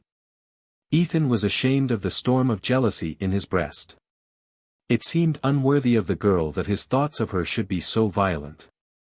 He walked on to the church corner and entered the shade of the Varnum spruces, where he had stood with her the night before. As he passed into their gloom he saw an indistinct outline just ahead of him. At his approach it melted for an instant into two separate shapes and then conjoined again, and he heard a kiss, and a half-laughing "oh," provoked by the discovery of his presence. Again the outline hastily disunited and the Varnum gate slammed on one half while the other hurried on ahead of him. Ethan smiled at the discomfiture he had caused. What did it matter to Ned Hale and Ruth Varnum if they were caught kissing each other? Everybody in Starkfield knew they were engaged. It pleased Ethan to have surprised a pair of lovers on the spot where he and Mattie had stood with such a thirst for each other in their hearts, but he felt a pang at the thought that these two need not hide their happiness. He fetched the Grays from Hale's stable and started on his long climb back to the farm. The cold was less sharp than earlier in the day and a thick fleecy sky threatened snow for the morrow. Here and there a star pricked through, showing behind it a deep well of blue. In an hour or two the moon would push over the ridge behind the farm, burn a gold-edged rent in the clouds, and then be swallowed by them. A mournful peace hung on the fields, as though they felt the relaxing grasp of the cold and stretched themselves in their long winter sleep. Ethan's ears were alert for the jingle of sleigh bells, but not a sound broke the silence of the lonely road. As he drew near the farm he saw, through the thin screen of larches at the gate, a light twinkling in the house above him. "She's up in her room," he said to himself, fixing herself up for supper, and he remembered Zeena's sarcastic stare when Mattie, on the evening of her arrival, had come down to supper with smooth hair and a ribbon at her neck. He passed by the graves on the knoll and turned his head to glance at one of the older headstones, which had interested him deeply as a boy because it bore his name. Sacred to the memory of Ethan Frome and Endurance his wife, who dwelled together in peace for 50 years. He used to think that 50 years sounded like a long time to live together, but now it seemed to him that they might pass in a flash. Then, with a sudden dart of irony, he wondered if, when their turn came, the same epitaph would be written over him and Zeena. He opened the barn door and craned his head into the obscurity, half fearing to discover Dennis Eady's roan colt in the stall beside the sorrel. But the old horse was there alone, mumbling his crib with toothless jaws, and Ethan whistled cheerfully while he bedded down the Grays and shook an extra measure of oats into their mangers. His was not a tuneful throat, but harsh melodies burst from it as he locked the barn and sprang up the hill to the house. He reached the kitchen porch and turned the door handle, but the door did not yield to his touch. Startled at finding it locked, he rattled the handle violently, then he reflected that Maddie was alone and that it was natural she should barricade herself at nightfall.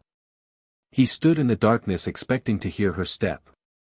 It did not come, and after vainly straining his ears he called out in a voice that shook with joy, "Hello, Matt." Silence answered. But in a minute or two he caught a sound on the stairs and saw a line of light about the doorframe, as he had seen it the night before.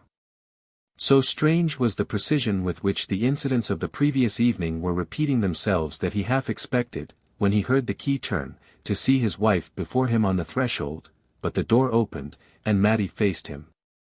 She stood just as Zeena had stood, a lifted lamp in her hand, against the black background of the kitchen.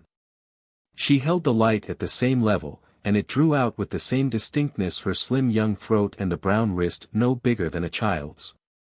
Then, striking upward, it threw a lustrous fleck on her lips, edged her eyes with velvet shade, and laid a milky whiteness above the black curve of her brows. She wore her usual dress of darkish stuff, and there was no bow at her neck. But through her hair she had run a streak of crimson ribbon. This tribute to the unusual transformed and glorified her. She seemed to Ethan taller, fuller, more womanly in shape and motion. She stood aside, smiling silently, while he entered, and then moved away from him with something soft and flowing in her gait. She set the lamp on the table, and he saw that it was carefully laid for supper, with fresh doughnuts, stewed blueberries and his favorite pickles in a dish of gay red glass. A bright fire glowed in the stove and the cat lay stretched before it, watching the table with a drowsy eye. Ethan was suffocated with the sense of well-being. He went out into the passage to hang up his coat and pull off his wet boots. When he came back, Maddie had set the teapot on the table and the cat was rubbing itself persuasively against her ankles. "Why, Puss! I nearly tripped over you," she cried, the laughter sparkling through her lashes. Again Ethan felt a sudden twinge of jealousy. Could it be his coming that gave her such a kindled face? "Well, Matt, any visitors?" he threw off, stooping down carelessly to examine the fastening of the stove. She nodded and laughed. "Yes, one," and he felt a blackness settling on his brows. "Who was that?" he questioned, raising himself up to slant a glance at her beneath his scowl. Her eyes danced with malice. "Why, Jotham Powell. He came in after he got back, and asked for a drop of coffee before he went down home." The blackness lifted and light flooded Ethan's brain. "That all? Well, I hope you made out to let him have it." And after a pause he felt it right to add, "I suppose he got Zeena over to the flats all right?" "Oh, yes, in plenty of time." The name threw a chill between them, and they stood a moment looking sideways at each other before Maddie said with a shy laugh, "I guess it's about time for supper." They drew their seats up to the table, and the cat, unbidden, jumped between them into Zeena's empty chair. "Oh, Puss," said Maddie, and they laughed again. Ethan, a moment earlier, had felt himself on the brink of eloquence. But the mention of Zeena had paralyzed him. Maddie seemed to feel the contagion of his embarrassment, and sat with downcast lids, sipping her tea, while he feigned an insatiable appetite for doughnuts and sweet pickles. At last, after casting about for an effective opening, he took a long gulp of tea, cleared his throat, and said, "Looks as if there'd be more snow." She feigned great interest. "Is that so? Do you suppose it'll interfere with Zeena's getting back?" She flushed red as the question escaped her, and hastily set down the cup she was lifting. Ethan reached over for another helping of pickles. "You never can tell, this time of year, it drifts so bad on the flats." The name had benumbed him again, and once more he felt as if Zeena were in the room between them. "Oh, Puss, you're too greedy," Maddie cried. The cat, unnoticed, had crept up on muffled paws from Zeena's seat to the table, and was stealthily elongating its body in the direction of the milk jug, which stood between Ethan and Maddie. The two leaned forward at the same moment and their hands met on the handle of the jug. Maddie's hand was underneath, and Ethan kept his clasped on it a moment longer than was necessary. The cat, profiting by this unusual demonstration, tried to effect an unnoticed retreat, and in doing so backed into the pickle dish, which fell to the floor with a crash. Mattie, in an instant, had sprung from her chair and was down on her knees by the fragments. "Oh, Ethan, Ethan, it's all to pieces. What will Zeena say?" But this time his courage was up. "Well, she'll have to say it to the cat, anyway," he rejoined with a laugh, kneeling down at Mattie's side to scrape up the swimming pickles. She lifted stricken eyes to him. "Yes, but, you see, she never meant it should be used, not even when there was company. And I had to get up on the step-ladder to reach it down from the top shelf of the china closet, where she keeps it with all her best things. And of course she'll want to know why I did it." The case was so serious that it called forth all of Ethan's latent resolution. "She needn't know anything about it if you keep quiet. I'll get another just like it tomorrow. Where did it come from? I'll go to Shad's Falls for it if I have to." "Oh, you'll never get another even there. It was a wedding present, don't you remember? It came all the way from Philadelphia, from Zeena's aunt that married the minister. That's why she wouldn't ever use it." "Oh, Ethan, Ethan, what in the world shall I do?" She began to cry, and he felt as if every one of her tears were pouring over him like burning lead. "Don't, Matt, don't, oh, don't," he implored her. She struggled to her feet, and he rose and followed her helplessly while she spread out the pieces of glass on the kitchen dresser. It seemed to him as if the shattered fragments of their evening lay there. "Here, give them to me," he said in a voice of sudden authority. She drew aside, instinctively obeying his tone. "Oh, Ethan, what are you going to do?" Without replying he gathered the pieces of glass into his broad palm and walked out of the kitchen to the passage. There he lit a candle end, opened the china closet, and, reaching his long arm up to the highest shelf, laid the pieces together with such accuracy of touch that a close inspection convinced him of the impossibility of detecting from below that the dish was broken. If he glued it together the next morning months might elapse before his wife noticed what had happened, and meanwhile he might after all be able to match the dish at Shad's Falls or Bettsbridge. Having satisfied himself that there was no risk of immediate discovery he went back to the kitchen with a lighter step, and found Mattie disconsolately removing the last scraps of pickle from the floor. "It's all right, Matt. Come back and finish supper," he commanded her. Completely reassured, she shone on him through tear-hung lashes, and his soul swelled with pride as he saw how his tone subdued her. She did not even ask what he had done. Except when he was steering a big log down the mountain to his mill he had never known such a thrilling sense of mastery. They finished supper, and while Mattie cleared the table Ethan went to look at the cows and then took a last turn about the house.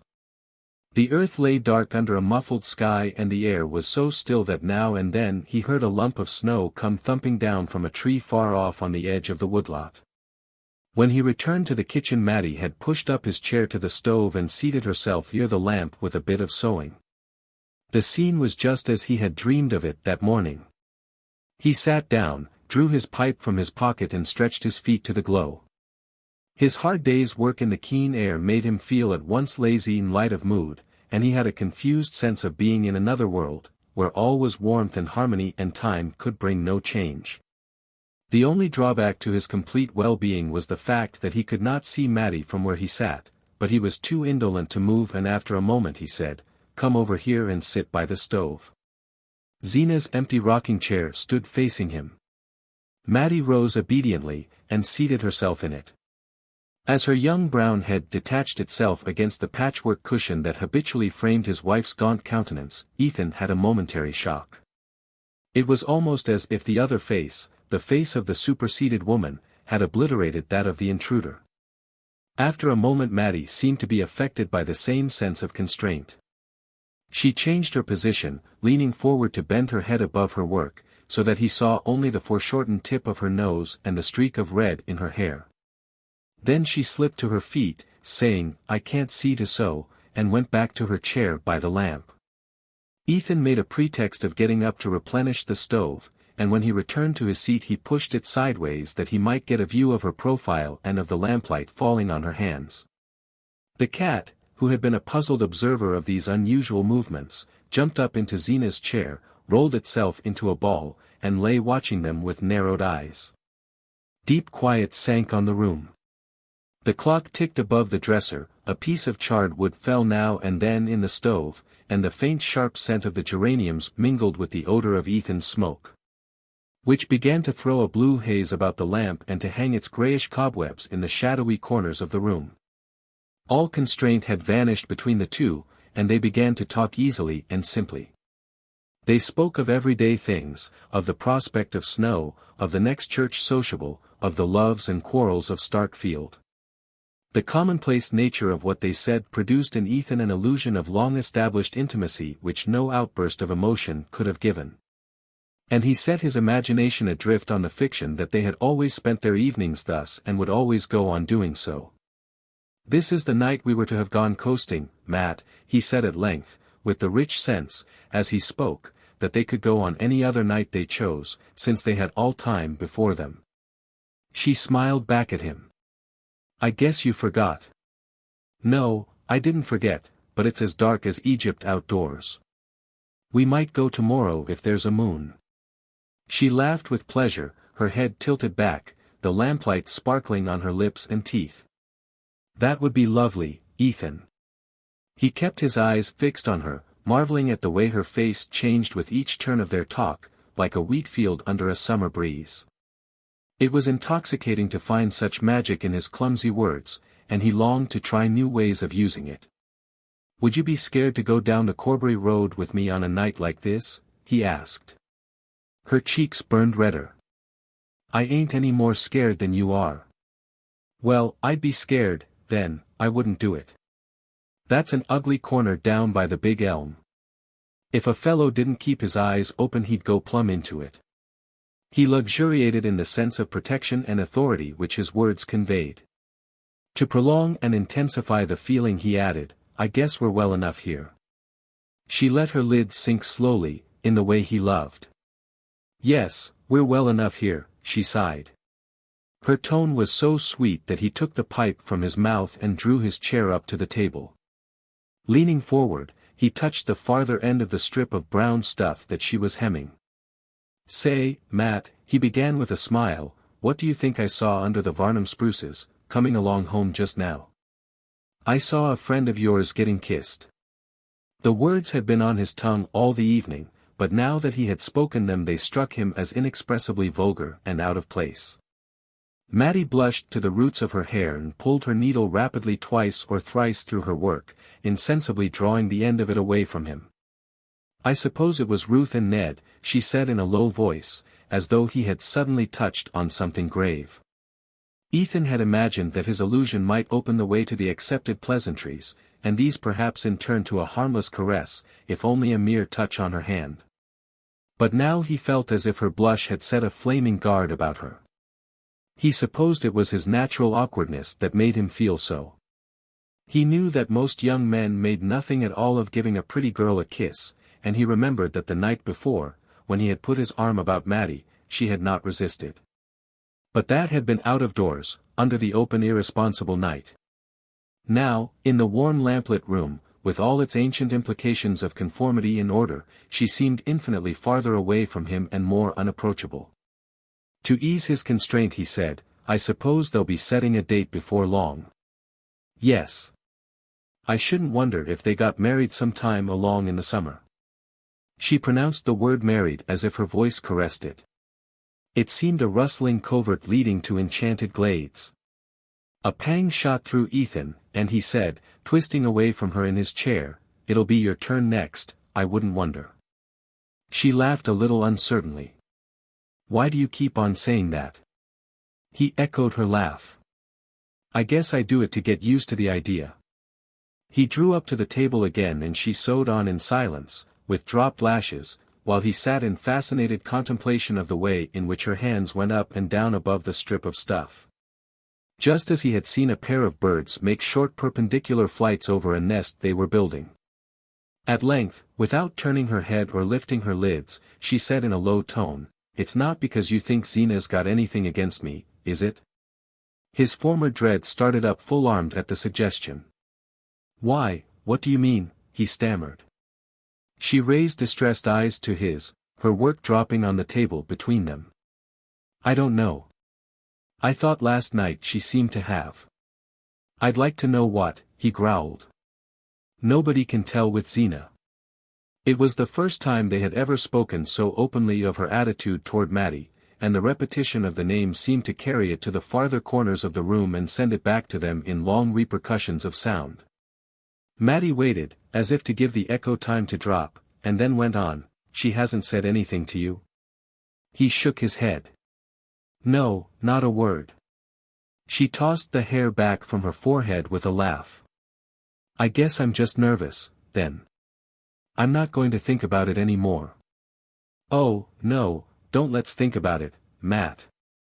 The sudden heat of his tone made her color mount again, not with a rush, but gradually, delicately, like the reflection of a thought stealing slowly across her heart. She sat silent, her hands clasped on her work, and it seemed to him that a warm current flowed toward him along the strip of stuff that still lay unrolled between them. Cautiously he slid his hand palm downward along the table till his fingertips touched the end of the stuff. A faint vibration of her lashes seemed to show that she was aware of his gesture, and that it had sent a countercurrent back to her. And she let her hands lie motionless on the other end of the strip. As they sat thus he heard a sound behind him and turned his head. The cat had jumped from Zeena's chair to dart at a mouse in the wainscot, and as a result of the sudden movement the empty chair had set up a spectral rocking. She'll be rocking in it herself this time tomorrow, Ethan thought. I've been in a dream, and this is the only evening we'll ever have together. The return to reality was as painful as the return to consciousness after taking an anesthetic. His body and brain ached with indescribable weariness, and he could think of nothing to say or to do that should arrest the mad flight of the moments. His alteration of mood seemed to have communicated itself to Maddie. She looked up at him languidly, as though her lids were weighted with sleep and it cost her an effort to raise them. Her glance fell on his hand, which now completely covered the end of her work and grasped it as if it were a part of herself. He saw a scarcely perceptible tremor cross her face, and without knowing what he did he stooped his head and kissed the bit of stuff in his hold. As his lips rested on it he felt it glide slowly from beneath them, and saw that Maddie had risen and was silently rolling up her work. She fastened it with a pin, and then, finding her thimble and scissors, put them with the roll of stuff into the box covered with fancy paper which he had once brought to her from Bettsbridge. He stood up also, looking vaguely about the room. The clock above the dresser struck 11. Is the fire all right? She asked in a low voice. He opened the door of the stove and poked aimlessly at the embers.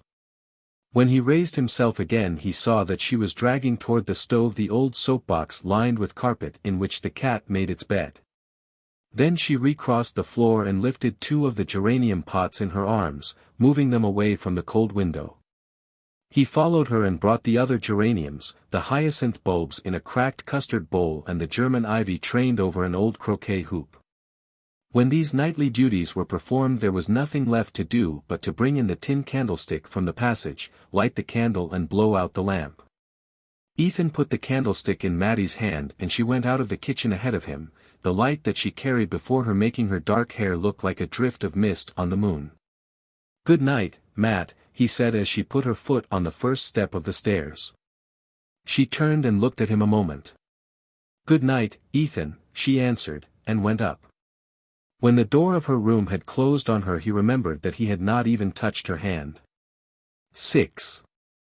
The next morning at breakfast Jotham Powell was between them, and Ethan tried to hide his joy under an air of exaggerated indifference, lounging back in his chair to throw scraps to the cat, growling at the weather. And not so much as offering to help Maddie when she rose to clear away the dishes. He did not know why he was so irrationally happy, for nothing was changed in his life or hers. He had not even touched the tip of her fingers or looked her full in the eyes. But their evening together had given him a vision of what life at her side might be, and he was glad now that he had done nothing to trouble the sweetness of the picture. He had a fancy that she knew what had restrained him. There was a last load of lumber to be hauled to the village, and Jotham Powell, who did not work regularly for Ethan in winter, had come round to help with the job. But a wet snow, melting to sleet, had fallen in the night and turned the roads to glass. There was more wet in the air, and it seemed likely to both men that the weather would milden toward afternoon and make the going safer. Ethan therefore proposed to his assistant that they should load the sledge at the woodlot, as they had done on the previous morning, and put off the teaming to Starkfield till later in the day. This plan had the advantage of enabling him to send Jotham to the flats after dinner to meet Zenobia, while he himself took the lumber down to the village. He told Jotham to go out and harness up the greys, and for a moment he and Mattie had the kitchen to themselves. She had plunged the breakfast dishes into a tin dishpan and was bending above it with her slim arms bared to the elbow. The steam from the hot water beating her forehead and tightening her rough hair into little brown rings like the tendrils on the traveler's joy. Ethan stood looking at her, his heart in his throat. He wanted to say, "We shall never be alone again like this." Instead, he reached down his tobacco pouch from a shelf of the dresser, put it into his pocket and said, "I guess I can make out to be home for dinner." She answered, "All right, Ethan," and he heard her singing over the dishes as he went. As soon as the sledge was loaded he meant to send Jotham back to the farm and hurry on foot into the village to buy the glue for the pickle dish. With ordinary luck he should have had time to carry out this plan. But everything went wrong from the start.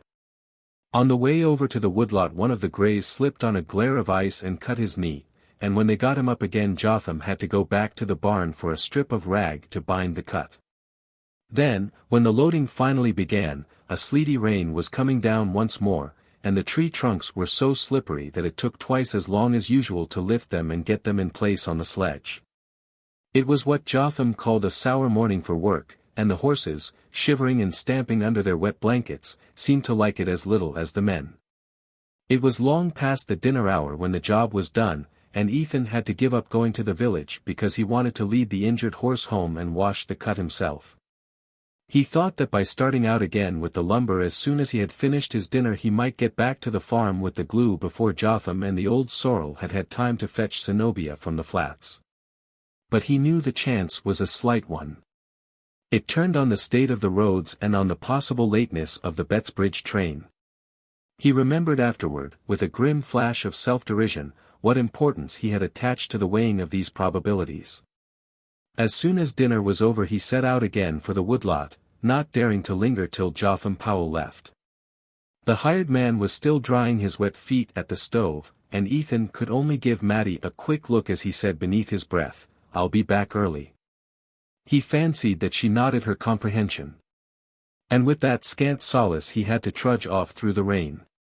He had driven his load halfway to the village when Jotham Powell overtook him, urging the reluctant sorrel toward the flats. "I'll have to hurry up to do it," Ethan mused, as the sleigh dropped down ahead of him over the dip of the schoolhouse hill. He worked like 10 at the unloading, and when it was over hastened on to Michael Eady's for the glue. Eady and his assistant were both down street, and young Dennis, who seldom deigned to take their place, was lounging by the stove with a knot of the golden youth of Starkfield. They hailed Ethan with ironic compliment and offers of conviviality. But no one knew where to find the glue. Ethan, consumed with the longing for a last moment alone with Mattie, hung about impatiently while Dennis made an ineffectual search in the obscurer corners of the store. "Looks as if we were all sold out. But if you'll wait around till the old man comes along maybe he can put his hand on it." "I'm obliged to you, but I'll try if I can get it down at Mrs. Homan's," Ethan answered, burning to be gone. Dennis's commercial instinct compelled him to aver on oath that what Eady's store could not produce would never be found at the widow Homan's. But Ethan, heedless of this boast, had already climbed to the sledge and was driving on to the rival establishment. Here, after considerable search, and sympathetic questions as to what he wanted it for, and whether ordinary flour paste wouldn't do as well if she couldn't find it, the widow Homan finally hunted down her solitary bottle of glue to its hiding place in a medley of cough lozenges and corset laces. "I hope Zeena ain't broken anything she set store by," she called after him as he turned the greys toward home. The fitful bursts of sleet had changed into a steady rain and the horses had heavy work even without a load behind them. Once or twice, hearing sleigh bells, Ethan turned his head, fancying that Zeena and Jotham might overtake him, but the old sorrel was not in sight, and he set his face against the rain and urged on his ponderous pair. The barn was empty when the horses turned into it and, after giving them the most perfunctory ministrations they had ever received from him, he strode up to the house and pushed open the kitchen door. Mattie was there alone, as he had pictured her.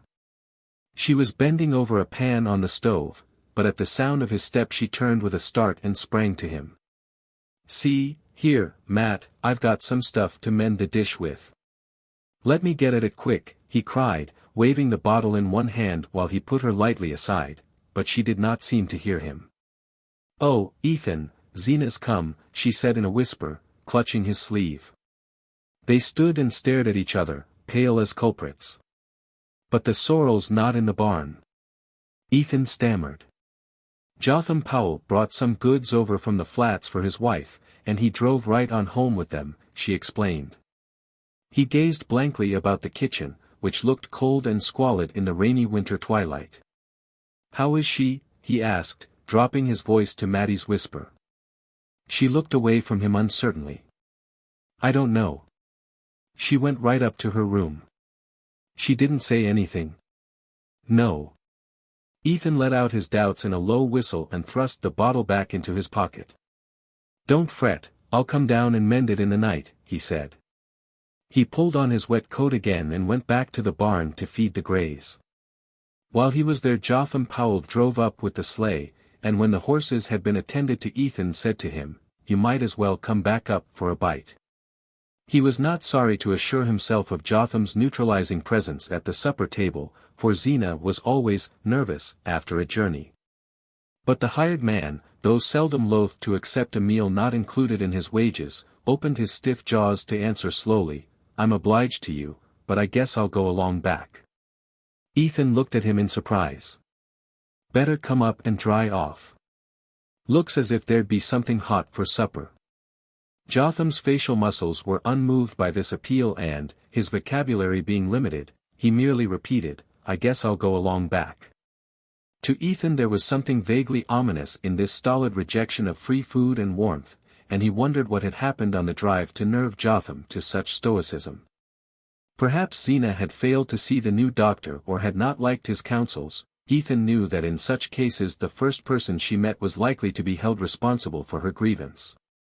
When he re-entered the kitchen the lamp lit up the same scene of shining comfort as on the previous evening.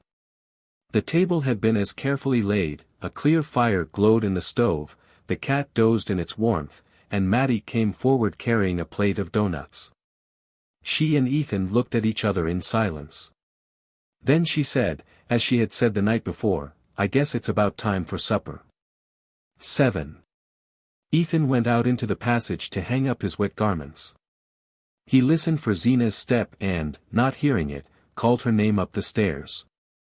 She did not answer, and after a moment's hesitation he went up and opened her door. The room was almost dark, but in the obscurity he saw her sitting by the window, bolt upright, and knew by the rigidity of the outline projected against the pane that she had not taken off her traveling dress. "Well, Zeena," he ventured from the threshold. She did not move, and he continued, "Supper's about ready. Ain't you coming?" She replied, "I don't feel as if I could touch a morsel." It was the consecrated formula, and he expected it to be followed, as usual, by her rising and going down to supper. But she remained seated, and he could think of nothing more felicitous than, "I presume you're tired after the long ride." Turning her head at this, she answered solemnly, "I'm a great deal sicker than you think." Her words fell on his ear with a strange shock of wonder. He had often heard her pronounce them before. What if at last they were true? He advanced a step or two into the dim room. "I hope that's not so, Zeena," he said. She continued to gaze at him through the twilight with a mien of wan authority, as of one consciously singled out for a great fate. "I've got complications," she said. Ethan knew the word for one of exceptional import. Almost everybody in the neighborhood had troubles, frankly localized and specified, but only the chosen had complications. To have them was in itself a distinction, though it was also, in most cases, a death warrant. People struggled on for years with troubles, but they almost always succumbed to complications. Ethan's heart was jerking to and fro between two extremities of feeling, but for the moment compassion prevailed. His wife looked so hard and lonely, sitting there in the darkness with such thoughts. "Is that what the new doctor told you?" he asked, instinctively lowering his voice. "Yes. He says any regular doctor would want me to have an operation." Ethan was aware that, in regard to the important question of surgical intervention, the female opinion of the neighborhood was divided, some glorying in the prestige conferred by operations while others shunned them as indelicate. Ethan, from motives of economy, had always been glad that Zeena was of the latter faction. In the agitation caused by the gravity of her announcement he sought a consolatory shortcut. "What do you know about this doctor anyway? Nobody ever told you that before." He saw his blunder before she could take it up. She wanted sympathy, not consolation. "I didn't need to have anybody tell me I was losing ground every day. Everybody but you could see it. And everybody in Bettsbridge knows about Dr. Buck. He has his office in Worcester, and comes over once a fortnight to Shadd's Falls and Bettsbridge for consultations. Eliza Spears was wasting away with kidney trouble before she went to him, and now she's up and around, and singing in the choir. Well, I'm glad of that." "You must do just what he tells you," Ethan answered sympathetically. She was still looking at him. "I mean to," she said. He was struck by a new note in her voice. It was neither whining nor reproachful, but drily resolute. "What does he want you should do?" he asked, with a mounting vision of fresh expenses. "He wants I should have a hired girl. He says I oughtn't to have to do a single thing around the house." "A hired girl?" Ethan stood transfixed. "Yes. And Aunt Martha found me one right off. Everybody said I was lucky to get a girl to come away out here, and I agreed to give her $1 extra to make sure. She'll be over tomorrow afternoon." Wrath and dismay contended in Ethan. He had foreseen an immediate demand for money, but not a permanent drain on his scant resources. He no longer believed what Zeena had told him of the supposed seriousness of her state. He saw in her expedition to Bettsbridge only a plot hatched between herself and her Pierce relations to foist on him the cost of a servant. And for the moment wrath predominated. "If you meant to engage a girl you ought to have told me before you started," he said. "How could I tell you before I started? How did I know what Dr. Buck would say?" "Oh, Dr. Buck," Ethan's incredulity escaped in a short laugh. "Did Dr. Buck tell you how I was to pay her wages?" Her voice rose furiously with his. "No, he didn't. For I'd been ashamed to tell him that you grudged me the money to get back my health, when I lost it nursing your own mother." "You lost your health nursing mother?" "Yes. And my folks all told me at the time you couldn't do no less than marry me after." "Zeena." Through the obscurity which hid their faces their thoughts seemed to dart at each other like serpents shooting venom. Ethan was seized with horror of the scene and shame at his own share in it.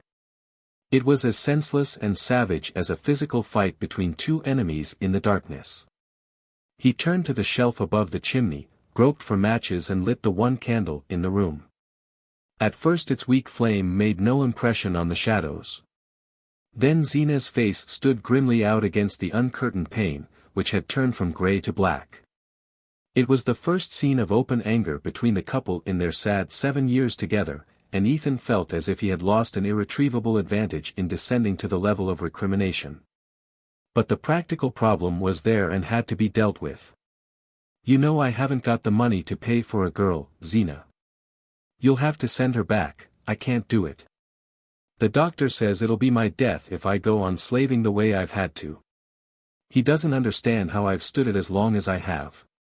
"Slaving," he checked himself again, "you shan't lift a hand, if he says so. I'll do everything round the house myself." She broke in, "You're neglecting the farm enough already," and this being true, he found no answer, and left her time to add ironically, better send me over to the almshouse and done with it.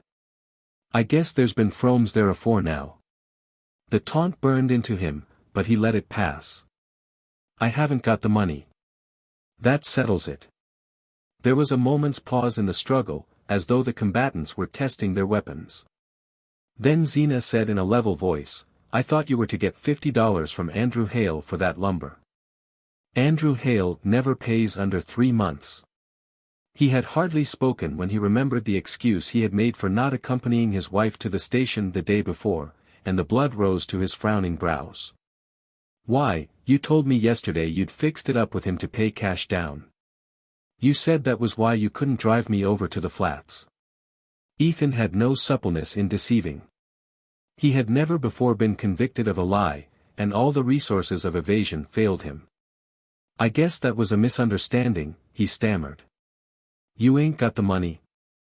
No. And you ain't going to get it? No. Well, I couldn't know that when I engaged the girl, could I? No. He paused to control his voice. But you know it now. I'm sorry, but it can't be helped. You're a poor man's wife, Zeena, but I'll do the best I can for you. For a while she sat motionless, as if reflecting, her arms stretched along the arms of her chair, her eyes fixed on vacancy. Oh, I guess we'll make out, she said mildly. The change in her tone reassured him. Of course we will. There's a whole lot more I can do for you, and Maddie. Zeena, while he spoke, seemed to be following out some elaborate mental calculation. She emerged from it to say, there'll be Maddie's board less, anyhow.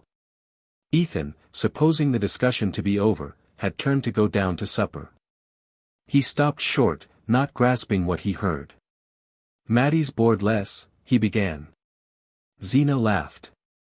It was an odd, unfamiliar sound, he did not remember ever having heard her laugh before. You didn't suppose I was going to keep 2 girls, did you? No wonder you were scared at the expense. He still had but a confused sense of what she was saying. From the beginning of the discussion he had instinctively avoided the mention of Maddie's name, fearing he hardly knew what, criticism, complaints, or vague allusions to the imminent probability of her marrying. But the thought of a definite rupture had never come to him, and even now could not lodge itself in his mind. I don't know what you mean, he said. Maddie Silver's not a hired girl. She's your relation. She's a pauper that's hung on to us all after her father done his best to ruin us. I've kept her here a whole year, it's somebody else's turn now. As the shrill words shot out, Ethan heard a tap on the door, which he had drawn shut when he turned back from the threshold. Ethan, Zeena. Maddie's voice sounded gaily from the landing, do you know what time it is? Supper's been ready half an hour. Inside the room there was a moment's silence, then Zeena called out from her seat, I'm not coming down to supper. Oh, I'm sorry. Aren't you well? Shan't I bring you up a bite of something? Ethan roused himself with an effort and opened the door. Go along down, Matt. Zeena's just a little tired. I'm coming. He heard her, all right, and her quick step on the stairs, then he shut the door and turned back into the room. His wife's attitude was unchanged, her face inexorable, and he was seized with the despairing sense of his helplessness. You ain't going to do it, Zeena. Do what? She emitted between flattened lips. Send Maddie away, like this? I never bargained to take her for life. He continued with rising vehemence, you can't put her out of the house like a thief, a poor girl without friends or money. She's done her best for you and she's got no place to go to. You may forget she's your kin but everybody else'll remember it. If you do a thing like that, what do you suppose folks'll say of you? Zeena waited a moment, as if giving him time to feel the full force of the contrast between his own excitement and her composure. Then she replied in the same smooth voice, I know well enough what they say of my having kept her here as long as I have. Ethan's hand dropped from the doorknob, which he had held clenched since he had drawn the door shut on Maddie. His wife's retort was like a knife cut across the sinews and he felt suddenly weak and powerless. He had meant to humble himself, to argue that Maddie's keep didn't cost much, after all, that he could make out to buy a stove and fix up a place in the attic for the hired girl, but Zeena's words revealed the peril of such pleadings. "You mean to tell her she's got to go, at once?" he faltered out, in terror of letting his wife complete her sentence. As if trying to make him see reason, she replied impartially, "The girl will be over from Bettsbridge tomorrow, and I presume she's got to have somewheres to sleep." Ethan looked at her with loathing. She was no longer the listless creature who had lived at his side in a state of sullen self-absorption, but a mysterious alien presence, an evil energy secreted from the long years of silent brooding. It was the sense of his helplessness that sharpened his antipathy. There had never been anything in her that one could appeal to, but as long as he could ignore and command he had remained indifferent. Now she had mastered him and he abhorred her. Maddie was her relation, not his. There were no means by which he could compel her to keep the girl under her roof. All the long misery of his baffled past, of his youth of failure, hardship and vain effort, rose up in his soul in bitterness and seemed to take shape before him in the woman who at every turn had barred his way.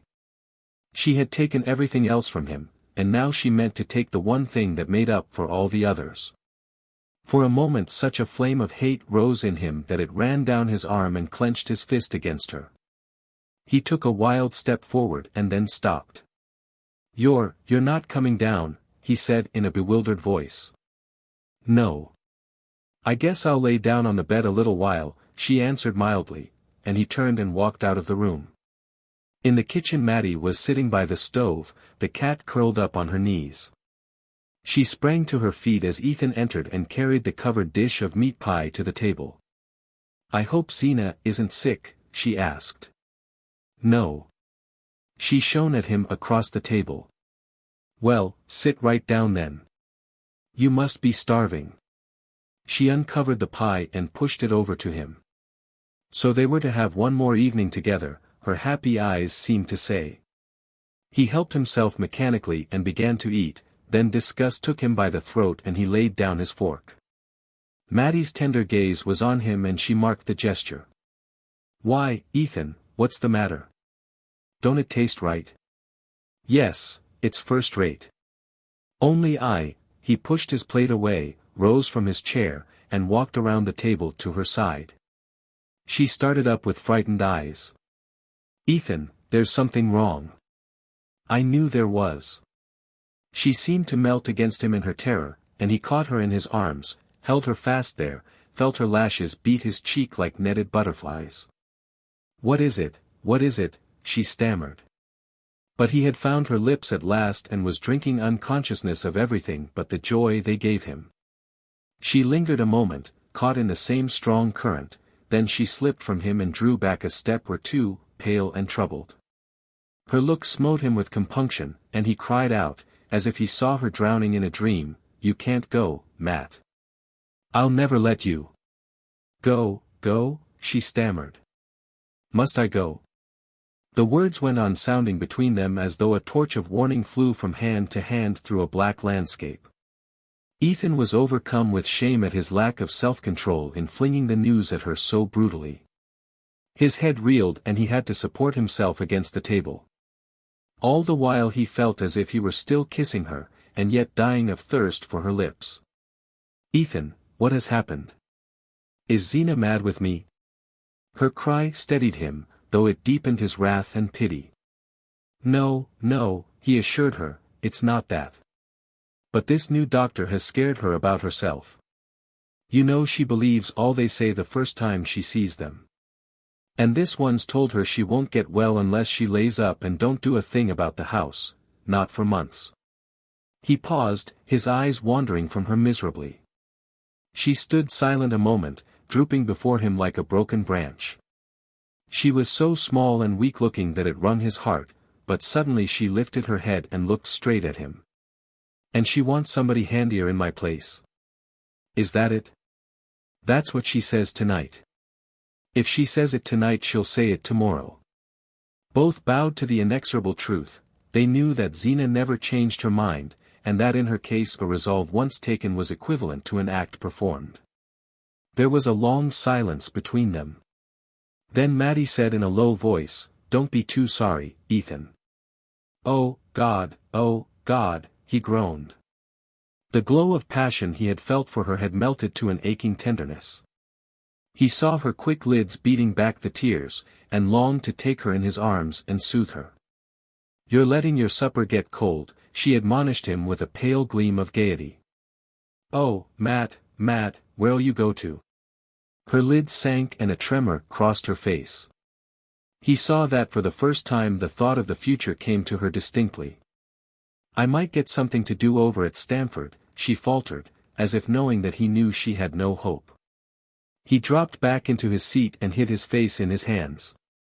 Despair seized him at the thought of her setting out alone to renew the weary quest for work. In the only place where she was known she was surrounded by indifference or animosity. And what chance had she, inexperienced and untrained, among the million bread-seekers of the cities? There came back to him miserable tales he had heard at Worcester, and the faces of girls whose lives had begun as hopefully as Mattie's. It was not possible to think of such things without a revolt of his whole being. He sprang up suddenly. You can't go, Matt. I won't let you. She's always had her way, but I mean to have mine now. Mattie lifted her hand with a quick gesture, and he heard his wife's step behind him. Zeena came into the room with her dragging down at the heel step, and quietly took her accustomed seat between them. I felt a little mite better, and Dr. Buck says I ought to eat all I can to keep my strength up, even if I ain't got any appetite, she said in her flat whine, reaching across Mattie for the teapot. Her good dress had been replaced by the black calico and brown knitted shawl which formed her daily wear, and with them she had put on her usual face and manner. She poured out her tea, added a great deal of milk to it, helped herself largely to pie and pickles, and made the familiar gesture of adjusting her false teeth before she began to eat. The cat rubbed itself ingratiatingly against her, and she said, "Good pussy," stooped to stroke it and gave it a scrap of meat from her plate.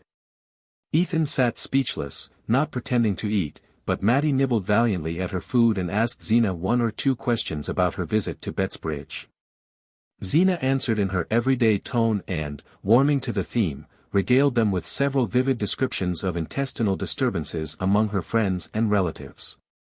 She looked straight at Mattie as she spoke, a faint smile deepening the vertical lines between her nose and chin. When supper was over she rose from her seat and pressed her hand to the flat surface over the region of her heart. "That pie of yours always sets a mite heavy, Matt," she said, not ill-naturedly. She seldom abbreviated the girl's name, and when she did so it was always a sign of affability. "I've a good mind to go and hunt up those stomach powders I got last year over in Springfield," she continued. "I ain't tried them for quite a while, and maybe they'll help the heartburn."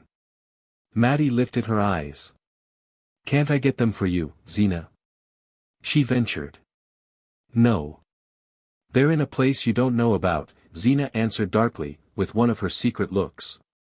She went out of the kitchen and Mattie, rising, began to clear the dishes from the table. As she passed Ethan's chair their eyes met and clung together desolately. The warm still kitchen looked as peaceful as the night before. The cat had sprung to Zeena's rocking chair, and the heat of the fire was beginning to draw out the faint sharp scent of the geraniums. Ethan dragged himself wearily to his feet. "I'll go out and take a look around," he said, going toward the passage to get his lantern. As he reached the door he met Zeena coming back into the room, her lips twitching with anger, a flush of excitement on her sallow face. The shawl had slipped from her shoulders and was dragging at her downtrodden heels, and in her hand she carried the fragments of the red glass pickle dish. "I'd like to know who done this," she said, looking sternly from Ethan to Mattie. There was no answer, and she continued in a trembling voice, "I went to get those powders I'd put away in Father's old spectacle case, top of the china closet, where I keep the things I set store by. So's folks shan't meddle with them." Her voice broke, and two small tears hung on her lashless lids and ran slowly down her cheeks. "It takes the stepladder to get at the top shelf, and I put Aunt Philura Maple's pickle dish up there o' purpose when we was married, and it's never been down since, 'cept for the spring cleaning, and then I always lifted it with my own hands. so's tea it shouldn't get broke. She laid the fragments reverently on the table. I want to know who done this, she quavered. At the challenge Ethan turned back into the room and faced her. I can tell you, then. The cat done it. The cat? That's what I said. She looked at him hard, and then turned her eyes to Maddie, who was carrying the dishpan to the table. I'd like to know how the cat got into my china closet, she said. Chasing mice, I guess, Ethan rejoined. There was a mouse round the kitchen all last evening. Zeena continued to look from one to the other, then she emitted her small strange laugh. I knew the cat was a smart cat, she said in a high voice, but I didn't know he was smart enough to pick up the pieces of my pickle dish and lay them edge to edge on the very shelf he knocked them off of. Maddie suddenly drew her arms out of the steaming water. It wasn't Ethan's fault, Zeena. The cat did break the dish, but I got it down from the china closet, and I'm the one to blame for its getting broken. Zeena stood beside the ruin of her treasure, stiffening into a stony image of resentment. You got down my pickle dish what for? A bright flush flew to Maddie's cheeks. I wanted to make the supper table pretty, she said.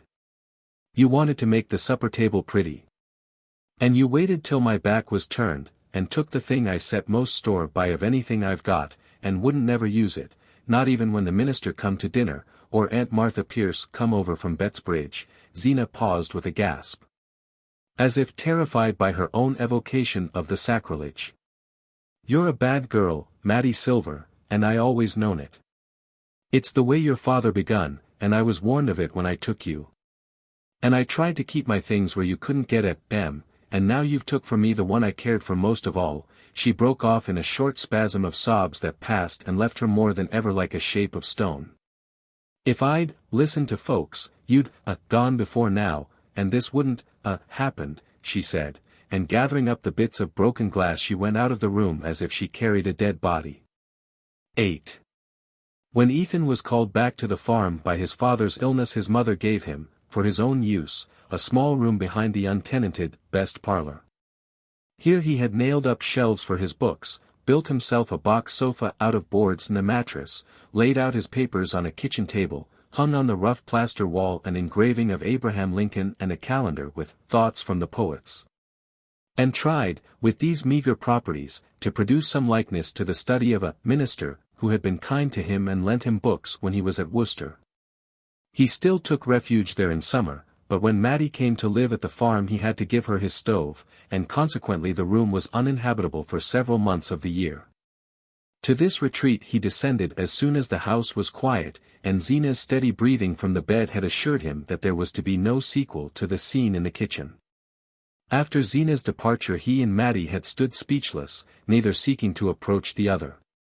Then the girl had returned to her task of clearing up the kitchen for the night, and he had taken his lantern and gone on his usual round outside the house. The kitchen was empty when he came back to it.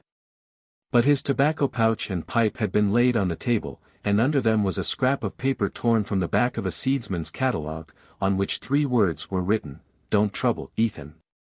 Going into his cold dark study, he placed the lantern on the table and, stooping to its light, read the message again and again. It was the first time that Maddie had ever written to him, and the possession of the paper gave him a strange new sense of her nearness. Yet it deepened his anguish by reminding him that henceforth they would have no other way of communicating with each other. For the life of her smile, the warmth of her voice, only cold paper and dead words.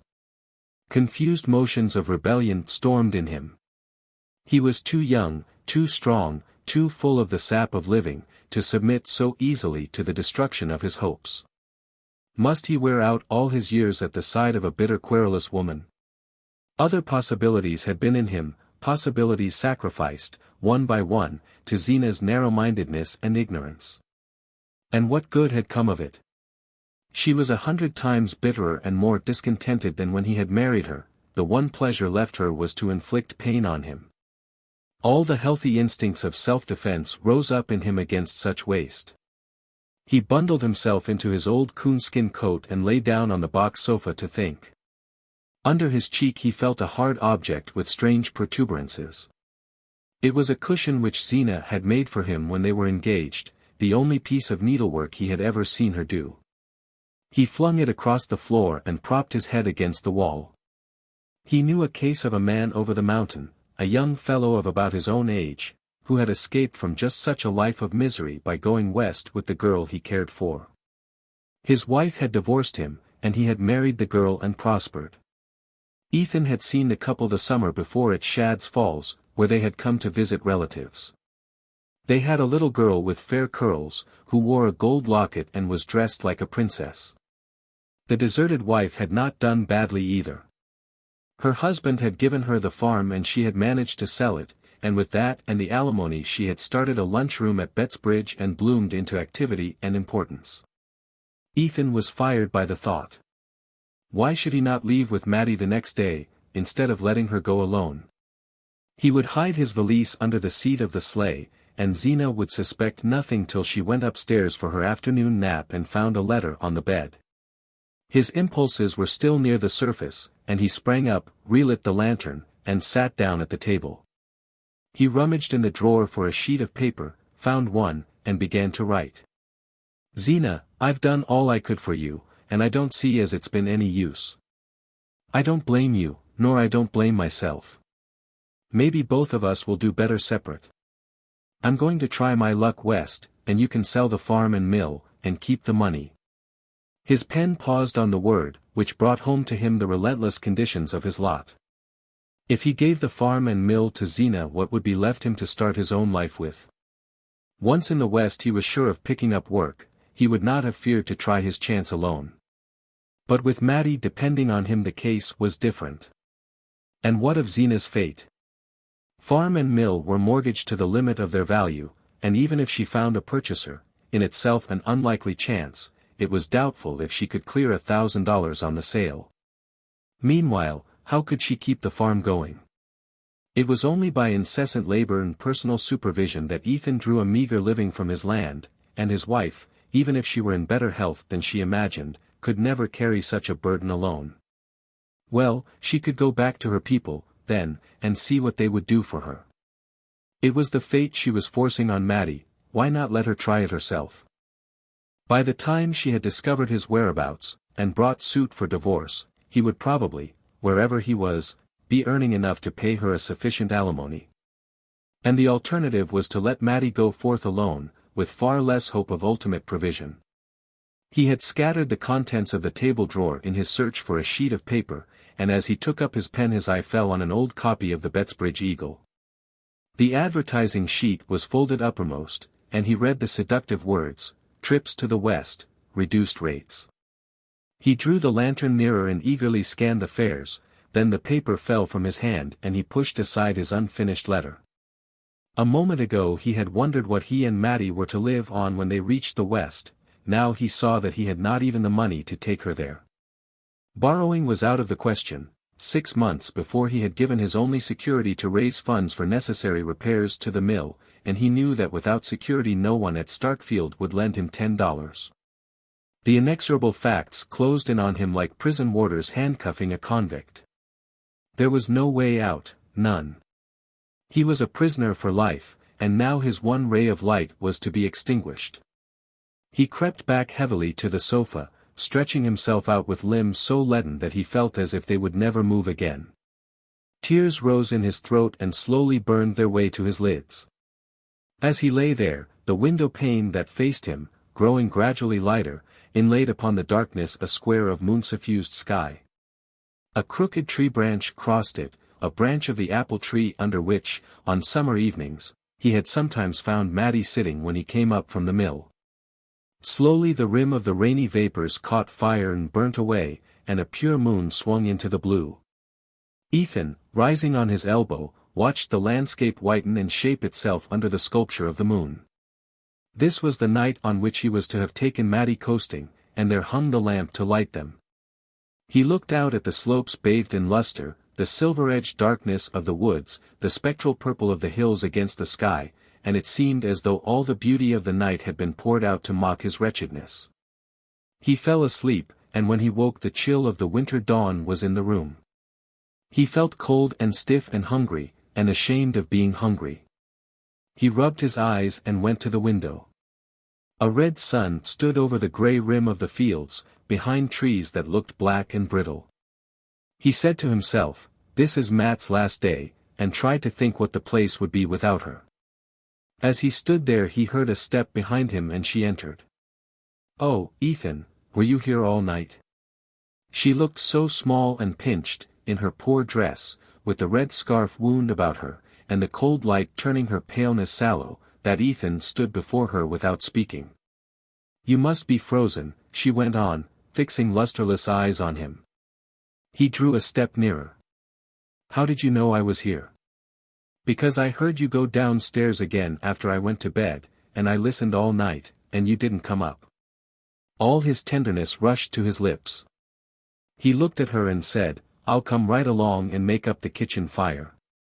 They went back to the kitchen, and he fetched the coal and kindlings and cleared out the stove for her, while she brought in the milk and the cold remains of the meat pie.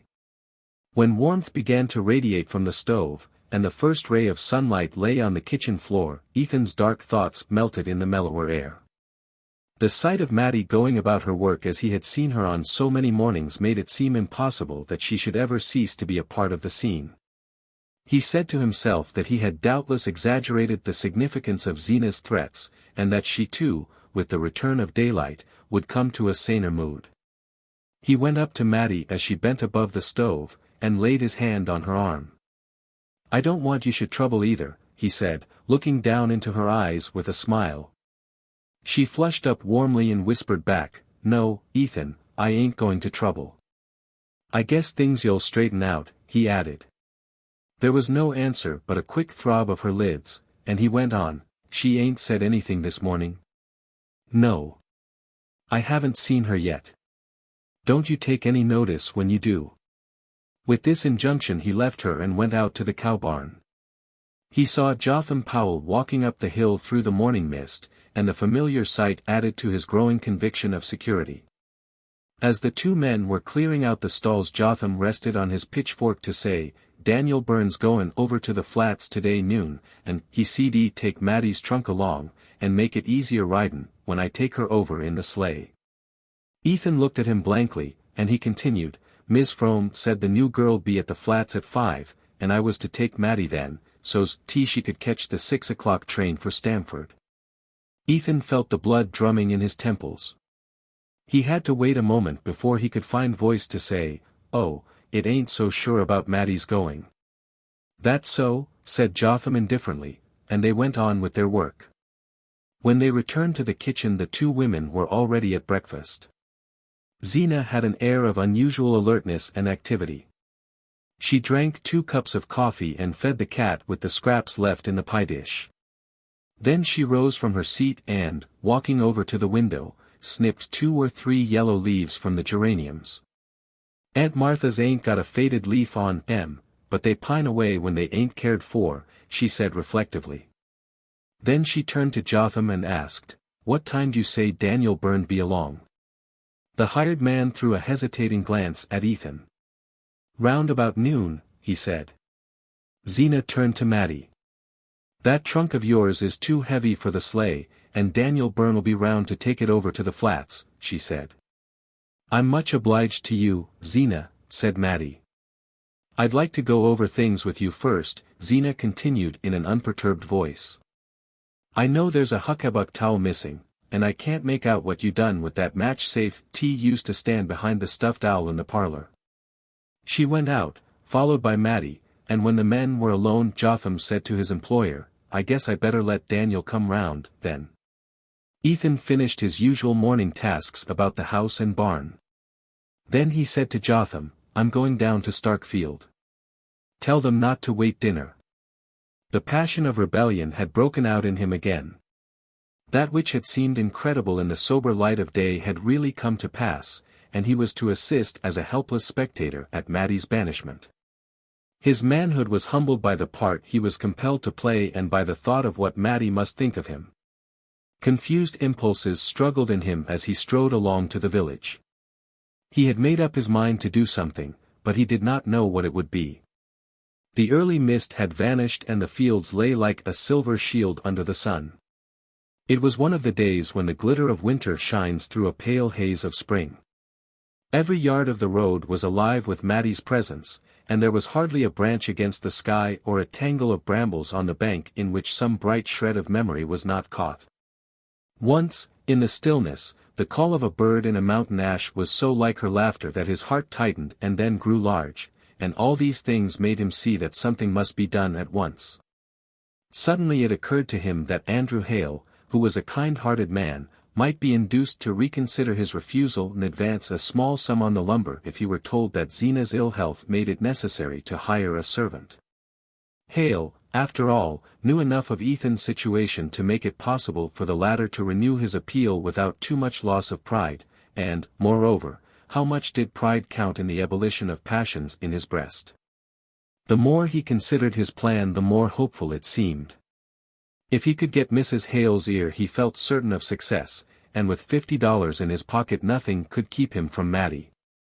His first object was to reach Starkfield before Hale had started for his work. He knew the carpenter had a job down the Corbury Road and was likely to leave his house early.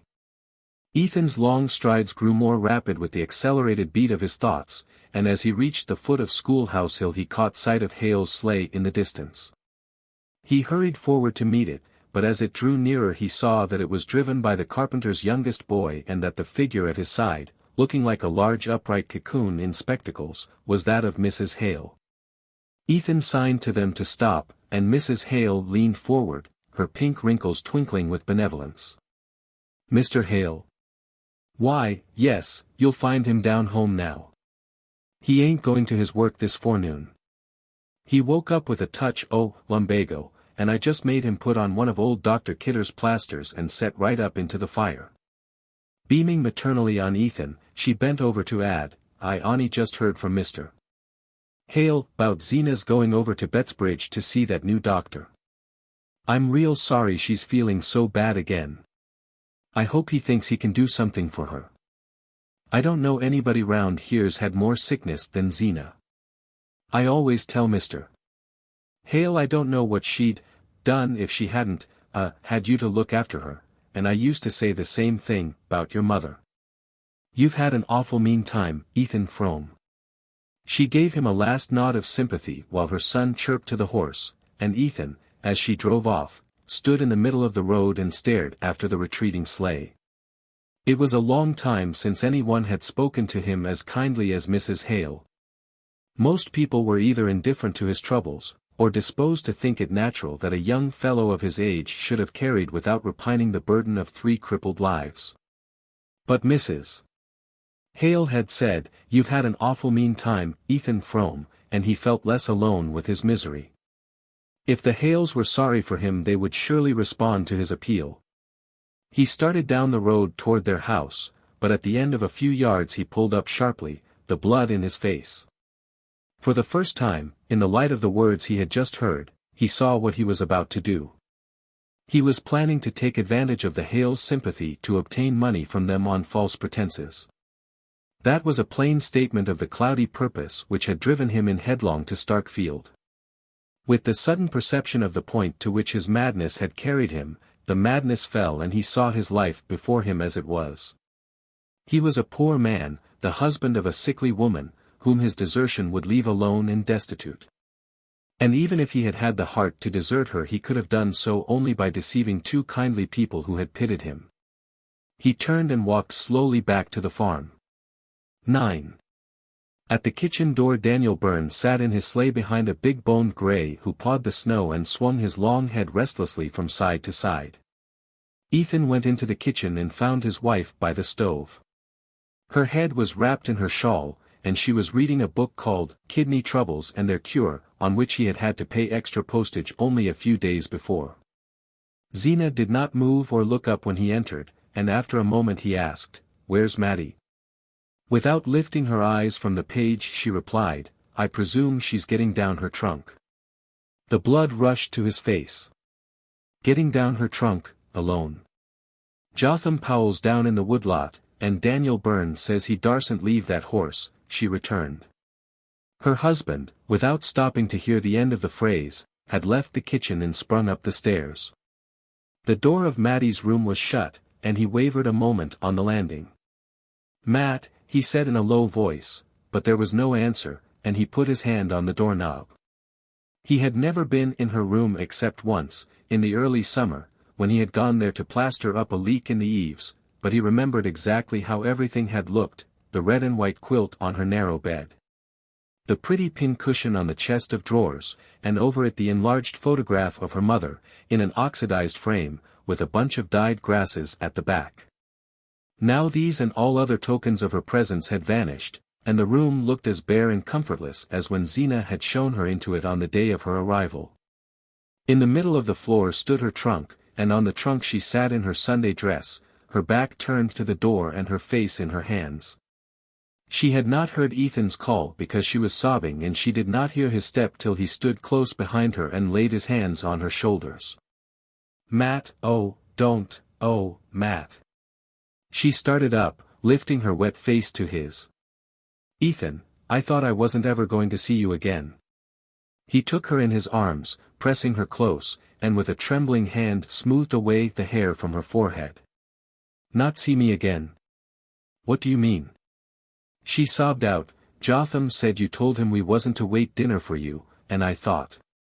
"You thought I meant to cut it," he finished for her grimly. She clung to him without answering, and he laid his lips on her hair, which was soft yet springy, like certain mosses on warm slopes, and had the faint woody fragrance of fresh sawdust in the sun. Through the door they heard Zeena's voice calling out from below, "Daniel Byrne says you better hurry up if you want him to take that trunk." They drew apart with stricken faces. Words of resistance rushed to Ethan's lips and died there. Maddie found her handkerchief and dried her eyes, then, bending down, she took hold of a handle of the trunk. Ethan put her aside. "You let go, Matt," he ordered her. She answered, "It takes two to coax it round the corner."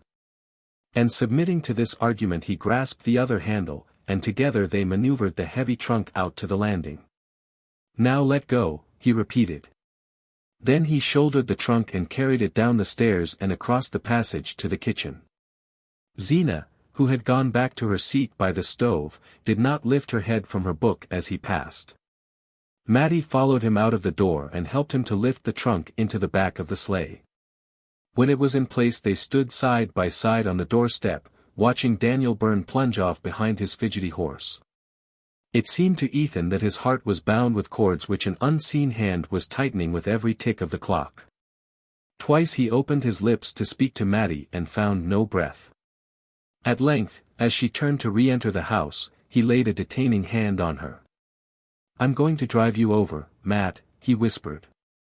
She murmured back, "I think Zeena wants I should go with Jotham." "I'm going to drive you over," he repeated. And she went into the kitchen without answering. At dinner Ethan could not eat.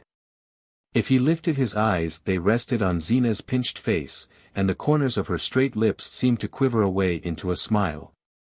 She ate well, declaring that the mild weather made her feel better, and pressed a second helping of beans on Jotham Powell, whose wants she generally ignored.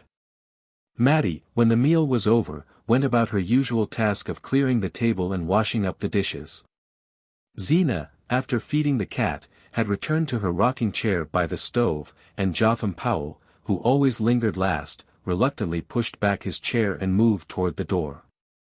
On the threshold he turned back to say to Ethan, "What time'll I come round for Maddie?" Ethan was standing near the window, mechanically filling his pipe while he watched Maddie move to and fro. He answered, "You needn't come round. I'm going to drive her over myself." He saw the rise of the color in Maddie's averted cheek, and the quick lifting of Zeena's head. "I want you should stay here this afternoon, Ethan," his wife said. "Jotham can drive Maddie over." Maddie flung an imploring glance at him, but he repeated curtly, "I'm going to drive her over myself." Zeena continued in the same even tone, "I wanted you should stay and fix up that stove in Maddie's room afore the girl gets here. It ain't been drawing right for nigh on a month now." Ethan's voice rose indignantly. "If it was good enough for Maddie I guess it's good enough for a hired girl. That girl that's coming told me she was used to a house where they had a furnace," Zeena persisted with the same monotonous mildness. She'd better stayed there then, he flung back at her. And turning to Matty he added in a hard voice, "You be ready by 3, Matt, I've got business at Corbury." Jotham Powell had started for the barn, and Ethan strode down after him aflame with anger. The pulses in his temples throbbed and a fog was in his eyes. He went about his task without knowing what force directed him, or whose hands and feet were fulfilling its orders. It was not till he let out the sorrel and backed him between the shafts of the sleigh that he once more became conscious of what he was doing. As he passed the bridle over the horse's head, and wound the traces around the shafts, he remembered the day when he had made the same preparations in order to drive over and meet his wife's cousin at the flats. It was little more than a year ago, on just such a soft afternoon, with a feel of spring in the air. The sorrel, turning the same big ringed eye on him, nuzzled the palm of his hand in the same way. And one by one all the days between rose up and stood before him. He flung the bearskin into the sleigh, climbed to the seat, and drove up to the house. When he entered the kitchen it was empty, but Matty's bag and shawl lay ready by the door. He went to the foot of the stairs and listened. No sound reached him from above, but presently he thought he heard someone moving about in his deserted study, and pushing open the door he saw Matty, in her hat and jacket, standing with her back to him near the table. She started at his approach and turning quickly, said, "Is it time?" "What are you doing here, Matt?" he asked her. She looked at him timidly. "I was just taking a look round, that's all," she answered, with a wavering smile. They went back into the kitchen without speaking, and Ethan picked up her bag and shawl. "Where's Zeena?" he asked. "She went upstairs right after dinner. She said she had those shooting pains again, and didn't want to be disturbed." "Didn't she say goodbye to you?" "No. That was all she said." Ethan, looking slowly about the kitchen, said to himself with a shudder that in a few hours he would be returning to it alone. Then the sense of unreality overcame him once more, and he could not bring himself to believe that Matty stood there for the last time before him. "Come on," he said almost gaily, opening the door and putting her bag into the sleigh. He sprang to his seat and bent over to tuck the rug about her as she slipped into the place at his side. "Now then, go long," he said, with a shake of the reins that sent the sorrel placidly jogging down the hill. "We got lots of time for a good ride, Matt," he cried, seeking her hand beneath the fur and pressing it in his. His face tingled and he felt dizzy, as if he had stopped in at the Starkfield saloon on a 0 day for a drink. At the gate, instead of making for Starkfield, he turned the sorrel to the right, up the Bettsbridge road. Matty sat silent, giving no sign of surprise, but after a moment she said, "Are you going round by Shadow Pond?" He laughed and answered, "I knew you'd know." She drew closer under the bearskin, so that, looking sideways around his coat sleeve, he could just catch the tip of her nose and a blown brown wave of hair. They drove slowly up the road between fields glistening under the pale sun, and then bent to the right down a lane edged with spruce and larch. Ahead of them, a long way off, a range of hills stained by mottlings of black forest flowed away in round white curves against the sky. The lane passed into a pine wood with boles reddening in the afternoon sun and delicate blue shadows on the snow. As they entered it the breeze fell and a warm stillness seemed to drop from the branches with the dropping needles. Here the snow was so pure that the tiny tracks of wood animals had left on it intricate lace-like patterns, and the bluish cones caught in its surface stood out like ornaments of bronze.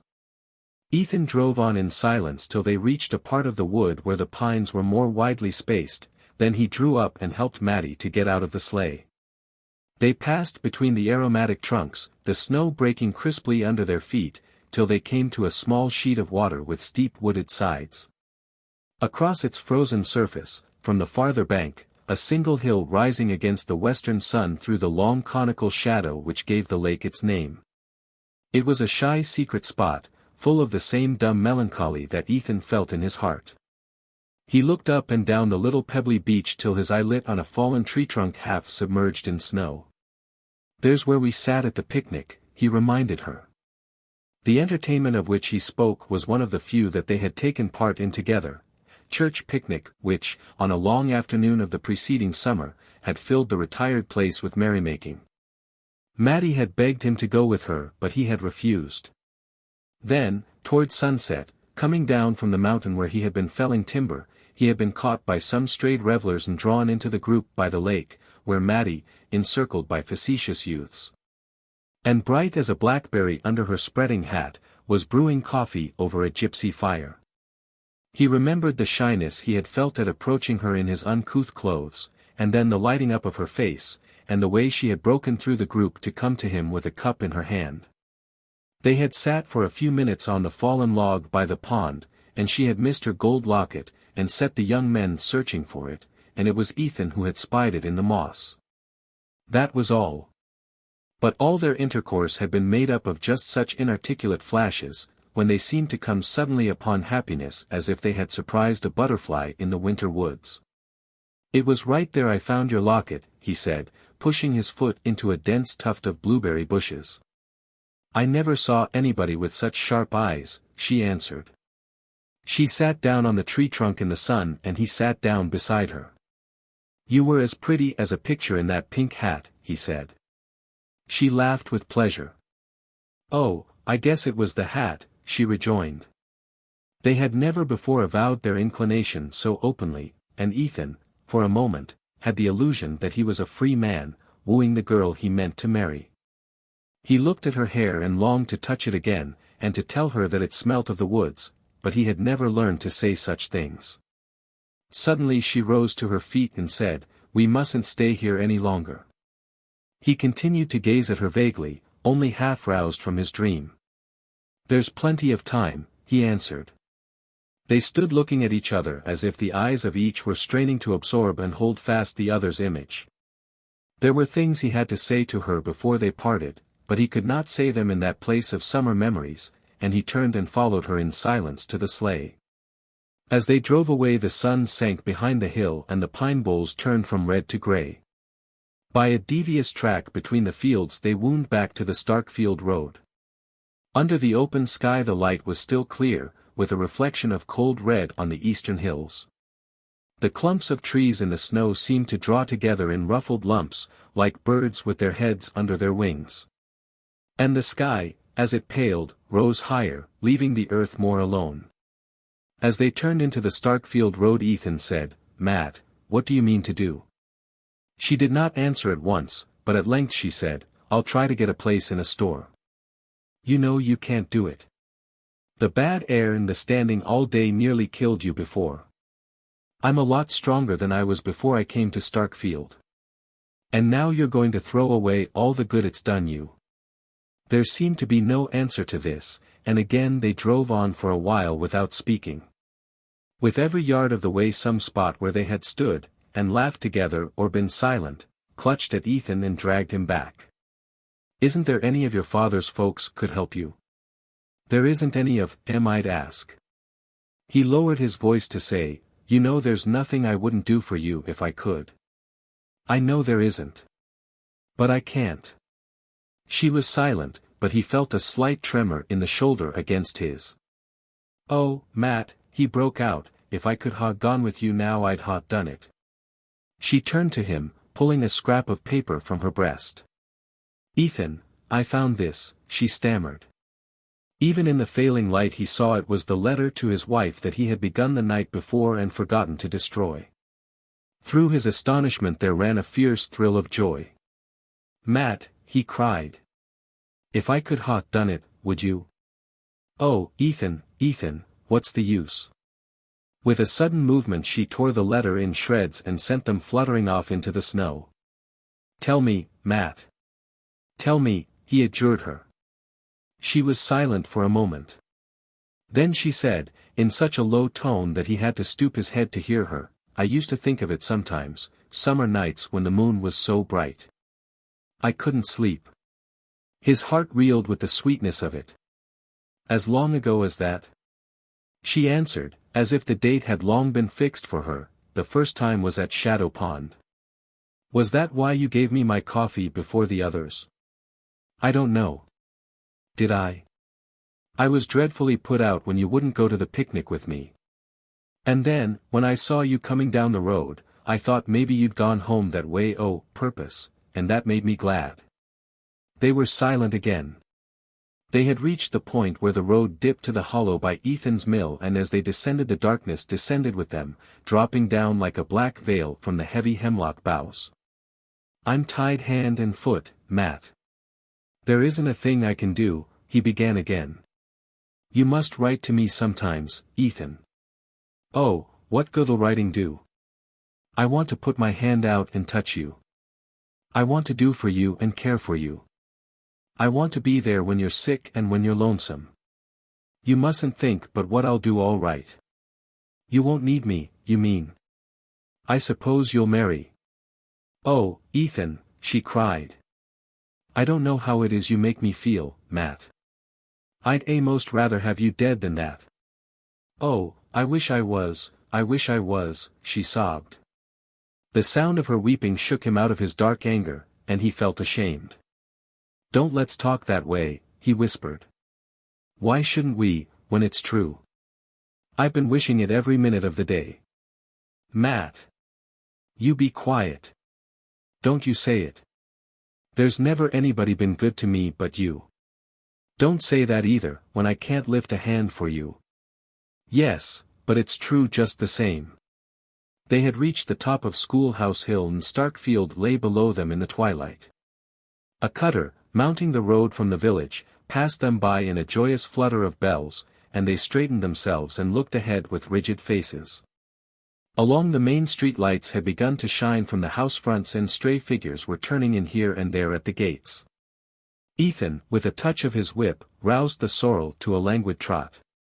As they drew near the end of the village, the cries of children reached them, and they saw a knot of boys, with sleds behind them, scattering across the open space before the church. "I guess this'll be their last coast for a day or two," Ethan said, looking up at the mild sky. Matty was silent, and he added, "We were to have gone down last night." Still she did not speak, and, prompted by an obscure desire to help himself and her through their miserable last hour, he went on discursively, "Ain't it funny we haven't been down together but just that once last winter?" She answered, "It wasn't often I got down to the village." "That's so," he said. They had reached the crest of the Corbury Road, and between the indistinct white glimmer of the church and the black curtain of the Varnum spruces the slope stretched away below them without a sled on its length. Some erratic impulse prompted Ethan to say, "How'd you like me to take you down now?" She forced a laugh. "Why, there isn't time. There's all the time we want. Come along." His one desire now was to postpone the moment of turning the sorrel toward the flats. "But the girl," she faltered. "The girl'll be waiting at the station." "Well, let her wait. You'd have to if she didn't. Come." The note of authority in his voice seemed to subdue her, and when he had jumped from the sleigh she let him help her out, saying only, with a vague feint of reluctance, "But there isn't a sled round anywheres." "Yes, there is. Right over there under the spruces." He threw the bearskin over the sorrel, who stood passively by the roadside, hanging a meditative head. Then he caught Matty's hand and drew her after him toward the sled. She seated herself obediently, and he took his place behind her, so close that her hair brushed his face. "All right, Matt," he called out, as if the width of the road had been between them. She turned her head to say, "It's dreadfully dark. Are you sure you can see?" He laughed contemptuously. "I could go down this coast with my eyes tied," and she laughed with him, as if she liked his audacity. Nevertheless he sat still a moment, straining his eyes down the long hill, for it was the most confusing hour of the evening. The hour when the last clearness from the upper sky is merged with the rising night in a blur that disguises landmarks and falsifies distances. "Now," he cried. The sled started with a bound, and they flew on through the dusk, gathering smoothness and speed as they went, with the hollow night opening out below them and the air singing by like an organ. Matty sat perfectly still, but as they reached the bend at the foot of the hill, where the big elm thrust out a deadly elbow, he fancied that she shrank a little closer.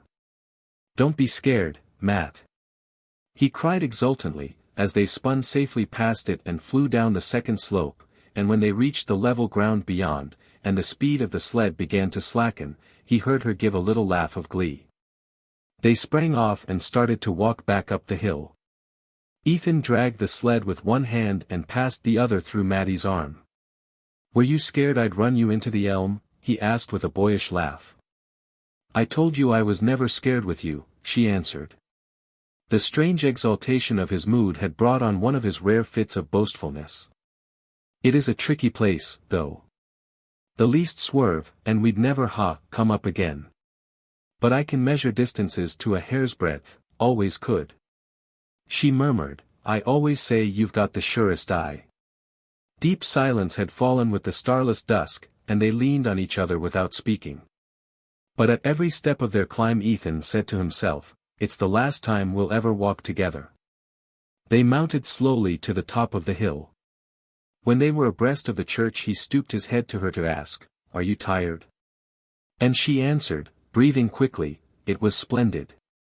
With a pressure of his arm he guided her toward the Norway spruces. "I guess this sled must be Ned Hale's. Anyhow I'll leave it where I found it." He drew the sled up to the Varnum gate and rested it against the fence.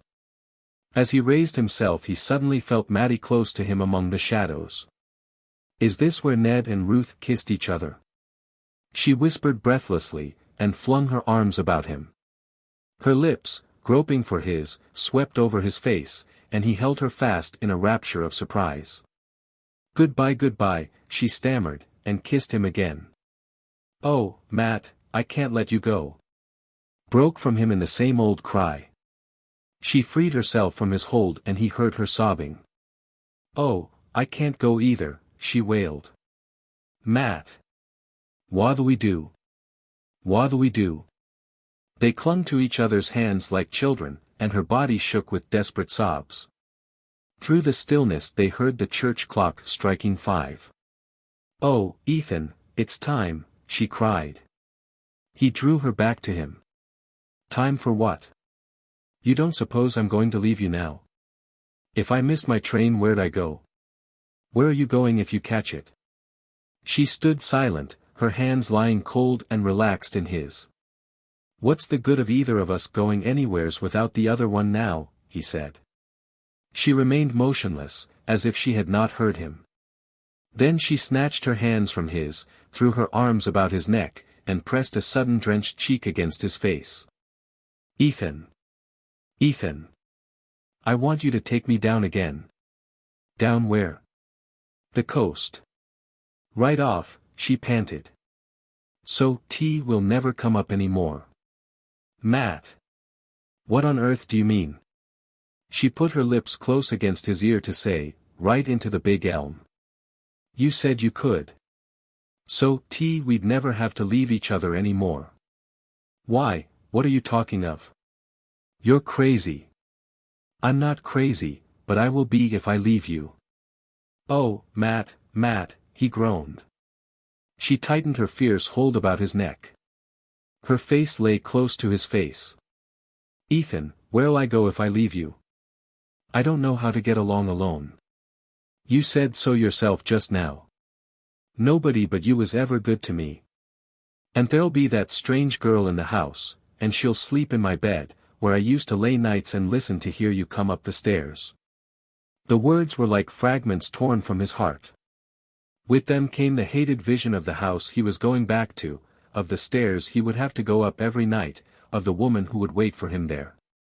And the sweetness of Maddie's avowal, the wild wonder of knowing at last that all that had happened to him had happened to her too, made the other vision more abhorrent, the other life more intolerable to return to. Her pleading still came to him between short sobs, but he no longer heard what she was saying. Her hat had slipped back and he was stroking her hair. He wanted to get the feeling of it into his hand, so that it would sleep there like a seed in winter. Once he found her mouth again, and they seemed to be by the pond together in the burning August sun. But his cheek touched hers, and it was cold and full of weeping, and he saw the road to the flats under the night and heard the whistle of the train up the line. The spruces swathed them in blackness and silence. They might have been in their coffins underground. He said to himself, perhaps it'll feel like this. And then again, after this I shan't feel anything.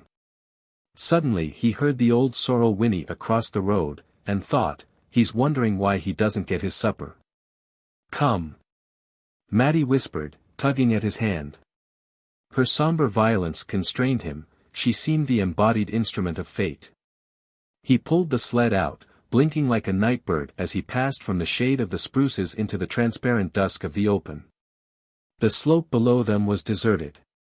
All Starkfield was at supper, and not a figure crossed the open space before the church. The sky, swollen with the clouds that announce a thaw, hung as low as before a summer storm.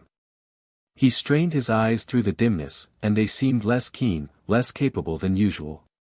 He took his seat on the sled and Matty instantly placed herself in front of him. Her hat had fallen into the snow and his lips were in her hair. He stretched out his legs, drove his heels into the road to keep the sled from slipping forward, and bent her head back between his hands. Then suddenly he sprang up again. "Get up," he ordered her. It was the tone she always heeded, but she cowered down in her seat, repeating vehemently, "No, no, no. Get up." "Why?" "I want to sit in front." "No, no. How can you steer in front?" "I don't have to. We'll follow the track." They spoke in smothered whispers, as though the night were listening. "Get up. Get up," he urged her, but she kept on repeating, "Why do you want to sit in front?" Because I want to feel you holding me," he stammered, and dragged her to her feet. The answer seemed to satisfy her, or else she yielded to the power of his voice. He bent down, feeling in the obscurity for the glassy slide worn by preceding coasters, and placed the runners carefully between its edges. She waited while he seated himself with crossed legs in the front of the sled. Then she crouched quickly down at his back and clasped her arms about him. Her breath in his neck set him shuddering again, and he almost sprang from his seat. But in a flash he remembered the alternative. She was right, this was better than parting. He leaned back and drew her mouth to his. Just as they started he heard the sorrel's whinny again, and the familiar wistful call, and all the confused images it brought with it, went with him down the first reach of the road. Halfway down there was a sudden drop, then a rise, and after that another long delirious descent. As they took wing for this it seemed to him that they were flying indeed, flying far up into the cloudy night, with Starkfield immeasurably below them, falling away like a speck in space. Then the big elm shot up ahead, lying in wait for them at the bend of the road, and he said between his teeth, "We can fetch it. I know we can fetch it." As they flew toward the tree Matty pressed her arms tighter, and her blood seemed to be in his veins. Once or twice the sled swerved a little under them. He slanted his body to keep it headed for the elm, repeating to himself again and again, "I know we can fetch it," and little phrases she had spoken ran through his head and danced before him on the air. The big tree loomed bigger and closer, and as they bore down on it he thought, "It's waiting for us, it seems to know." But suddenly his wife's face, with twisted monstrous lineaments, thrust itself between him and his goal, and he made an instinctive movement to brush it aside. The sled swerved in response, but he righted it again, kept it straight, and drove down on the black projecting mass. There was a last instant when the air shot past him like millions of fiery wires, and then the elm. The sky was still thick, but looking straight up he saw a single star, and tried vaguely to reckon whether it were Sirius, or, the effort tired him too much, and he closed his heavy lids and thought that he would sleep. The stillness was so profound that he heard a little animal twittering somewhere nearby under the snow. It made a small frightened cheep like a field mouse, and he wondered languidly if it were hurt. Then he understood that it must be in pain, pain so excruciating that he seemed, mysteriously, to feel it shooting through his own body. He tried in vain to roll over in the direction of the sound, and stretched his left arm out across the snow. And now it was as though he felt rather than heard the twittering, it seemed to be under his palm, which rested on something soft and springy. The thought of the animal's suffering was intolerable to him and he struggled to raise himself, and could not because a rock, or some huge mass, seemed to be lying on him. But he continued to finger about cautiously with his left hand, thinking he might get hold of the little creature and help it, and all at once he knew that the soft thing he had touched was Maddie's hair and that his hand was on her face. He dragged himself to his knees, the monstrous load on him moving with him as he moved, and his hand went over and over her face, and he felt that the twittering came from her lips. He got his face down close to hers, with his ear to her mouth, and in the darkness he saw her eyes open and heard her say his name. "Oh, Matt, I thought we'd fetched it," he moaned. And far off, up the hill, he heard the sorrel whinny, and thought, I ought to be getting him his feed. The querulous drone ceased as I entered Frome's kitchen, and of the two women sitting there I could not tell which had been the speaker. One of them, on my appearing, raised her tall bony figure from her seat, not as if to welcome me, for she threw me no more than a brief glance of surprise, but simply to set about preparing the meal which Frome's absence had delayed.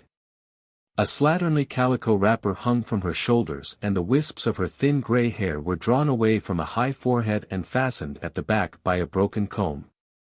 She had pale opaque eyes which revealed nothing and reflected nothing, and her narrow lips were of the same sallow color as her face. The other woman was much smaller and slighter. She sat huddled in an armchair near the stove, and when I came in she turned her head quickly toward me, without the least corresponding movement of her body.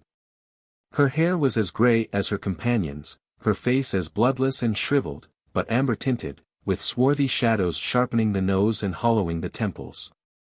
Under her shapeless dress her body kept its limp immobility, and her dark eyes had the bright witch-like stare that disease of the spine sometimes gives.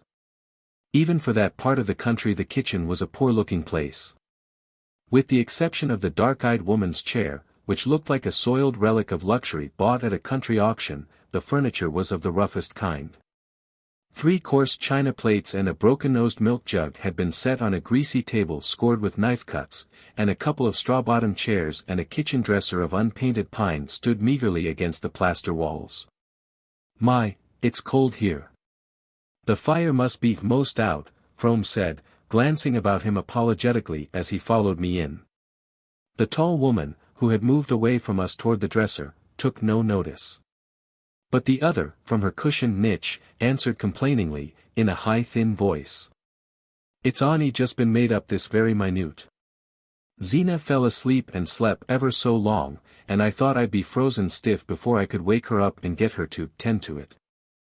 I knew then that it was she who had been speaking when we entered. Her companion, who was just coming back to the table with the remains of a cold mince pie in a battered pie dish, set down her unappetizing burden without appearing to hear the accusation brought against her. Frome stood hesitatingly before her as she advanced, then he looked at me and said, "This is my wife, Miss Frome." After another interval he added, turning toward the figure in the armchair, "And this is Miss Maddie Silver." Mrs. Hale, tender soul, had pictured me as lost in the flats and buried under a snowdrift. And so lively was her satisfaction on seeing me safely restored to her the next morning that I felt my peril had caused me to advance several degrees in her favor. Great was her amazement, and that of old Mrs. Barnum, on learning that Ethan Frome's old horse had carried me to and from Corbury Junction through the worst blizzard of the winter, greater still their surprise when they heard that his master had taken me in for the night. Beneath their wondering exclamations I felt a secret curiosity to know what impressions I had received from my night in the Frome household, and divined that the best way of breaking down their reserve was to let them try to penetrate mine. I therefore confined myself to saying, in a matter-of-fact tone, that I had been received with great kindness. And that Frome had made a bed for me in a room on the ground floor which seemed in happier days to have been fitted up as a kind of writing room or study. "Well," Mrs. Hale mused, "in such a storm I suppose he felt he couldn't do less than take you in, but I guess it went hard with Ethan. I don't believe but what you're the only stranger has set foot in that house for over 20 years. He's that proud he don't even like his oldest friends to go there, and I don't know as any do, any more, except myself and the doctor." "You still go there, Mrs. Hale?" I ventured. "I used to go a good deal after the accident, when I was first married, but after a while I got to think it made them feel worse to see us. And then one thing and another came, and my own troubles. But I generally make out to drive over there round about New Year's, and once in the summer. Only I always try to pick a day when Ethan's off somewheres. It's bad enough to see the two women sitting there, but his face, when he looks round that bare place, just kills me. You see, I can look back and call it up in his Mother's Day, before their troubles. Old Mrs. Varnum, by this time, had gone up to bed, and her daughter and I were sitting alone, after supper, in the austere seclusion of the horsehair parlor. Mrs. Hale glanced at me tentatively, as though trying to see how much footing my conjectures gave her. And I guessed that if she had kept silence till now it was because she had been waiting, through all the years, for someone who should see what she alone had seen. I waited to let her trust in me gather strength before I said, "Yes, it's pretty bad, seeing all three of them there together." She drew her mild brows into a frown of pain. "It was just awful from the beginning. I was here in the house when they were carried up. They laid Mattie Silver in the room you're in. She and I were great friends, and she was to have been my bridesmaid in the spring. When she came to I went up to her and stayed all night. They gave her things to quiet her, and she didn't know much till towardy morning, and then all of a sudden she woke up just like herself, and looked straight at me out of her big eyes, and said, 'Oh, I don't know why I'm telling you all this, Mrs. Hale broke off, crying. She took off her spectacles, wiped the moisture from them, and put them on again with an unsteady hand. It got about the next day, she went on, that Zeena Frome had sent Mattie off in a hurry because she had a hired girl coming, and the folks here could never rightly tell what she and Ethan were doing that night coasting, when they'd ought to have been on their way to the flats to catch the train. I never knew myself what Zeena thought, I don't to this day. Nobody knows Zeena's thoughts. Anyhow, when she heard the accident she came right in and stayed with Ethan over to the minister's, where they'd carried him. And as soon as the doctors said that Mattie could be moved, Zeena sent for her and took her back to the farm. And there she's been ever since." Mrs. Hale answered simply, "There was nowhere else for her to go." And my heart tightened at the thought of the hard compulsions of the poor. "Yes, there she's been," Mrs. Hale continued, "and Zeena's done for her, and done for Ethan, as good as she could. It was a miracle, considering how sick she was, but she seemed to be raised right up just when the call came to her. Not as she's ever given up doctoring, and she's had 6 spells right along. But she's had the strength given her to care for those two for over 20 years, and before the accident came she thought she couldn't even care for herself." Mrs. Hale paused a moment, and I remained silent, plunged in the vision of what her words evoked. "It's horrible for them all," I murmured. "Yes, it's pretty bad. And they ain't any of 'em easy people either. Mattie was, before the accident. I never knew a sweeter nature.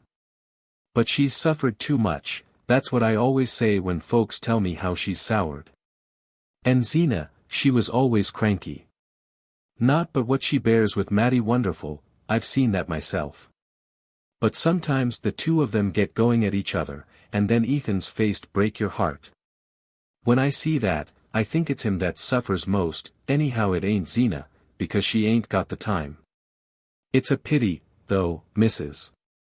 Hale ended, sighing, that they're all shut up there in that one kitchen.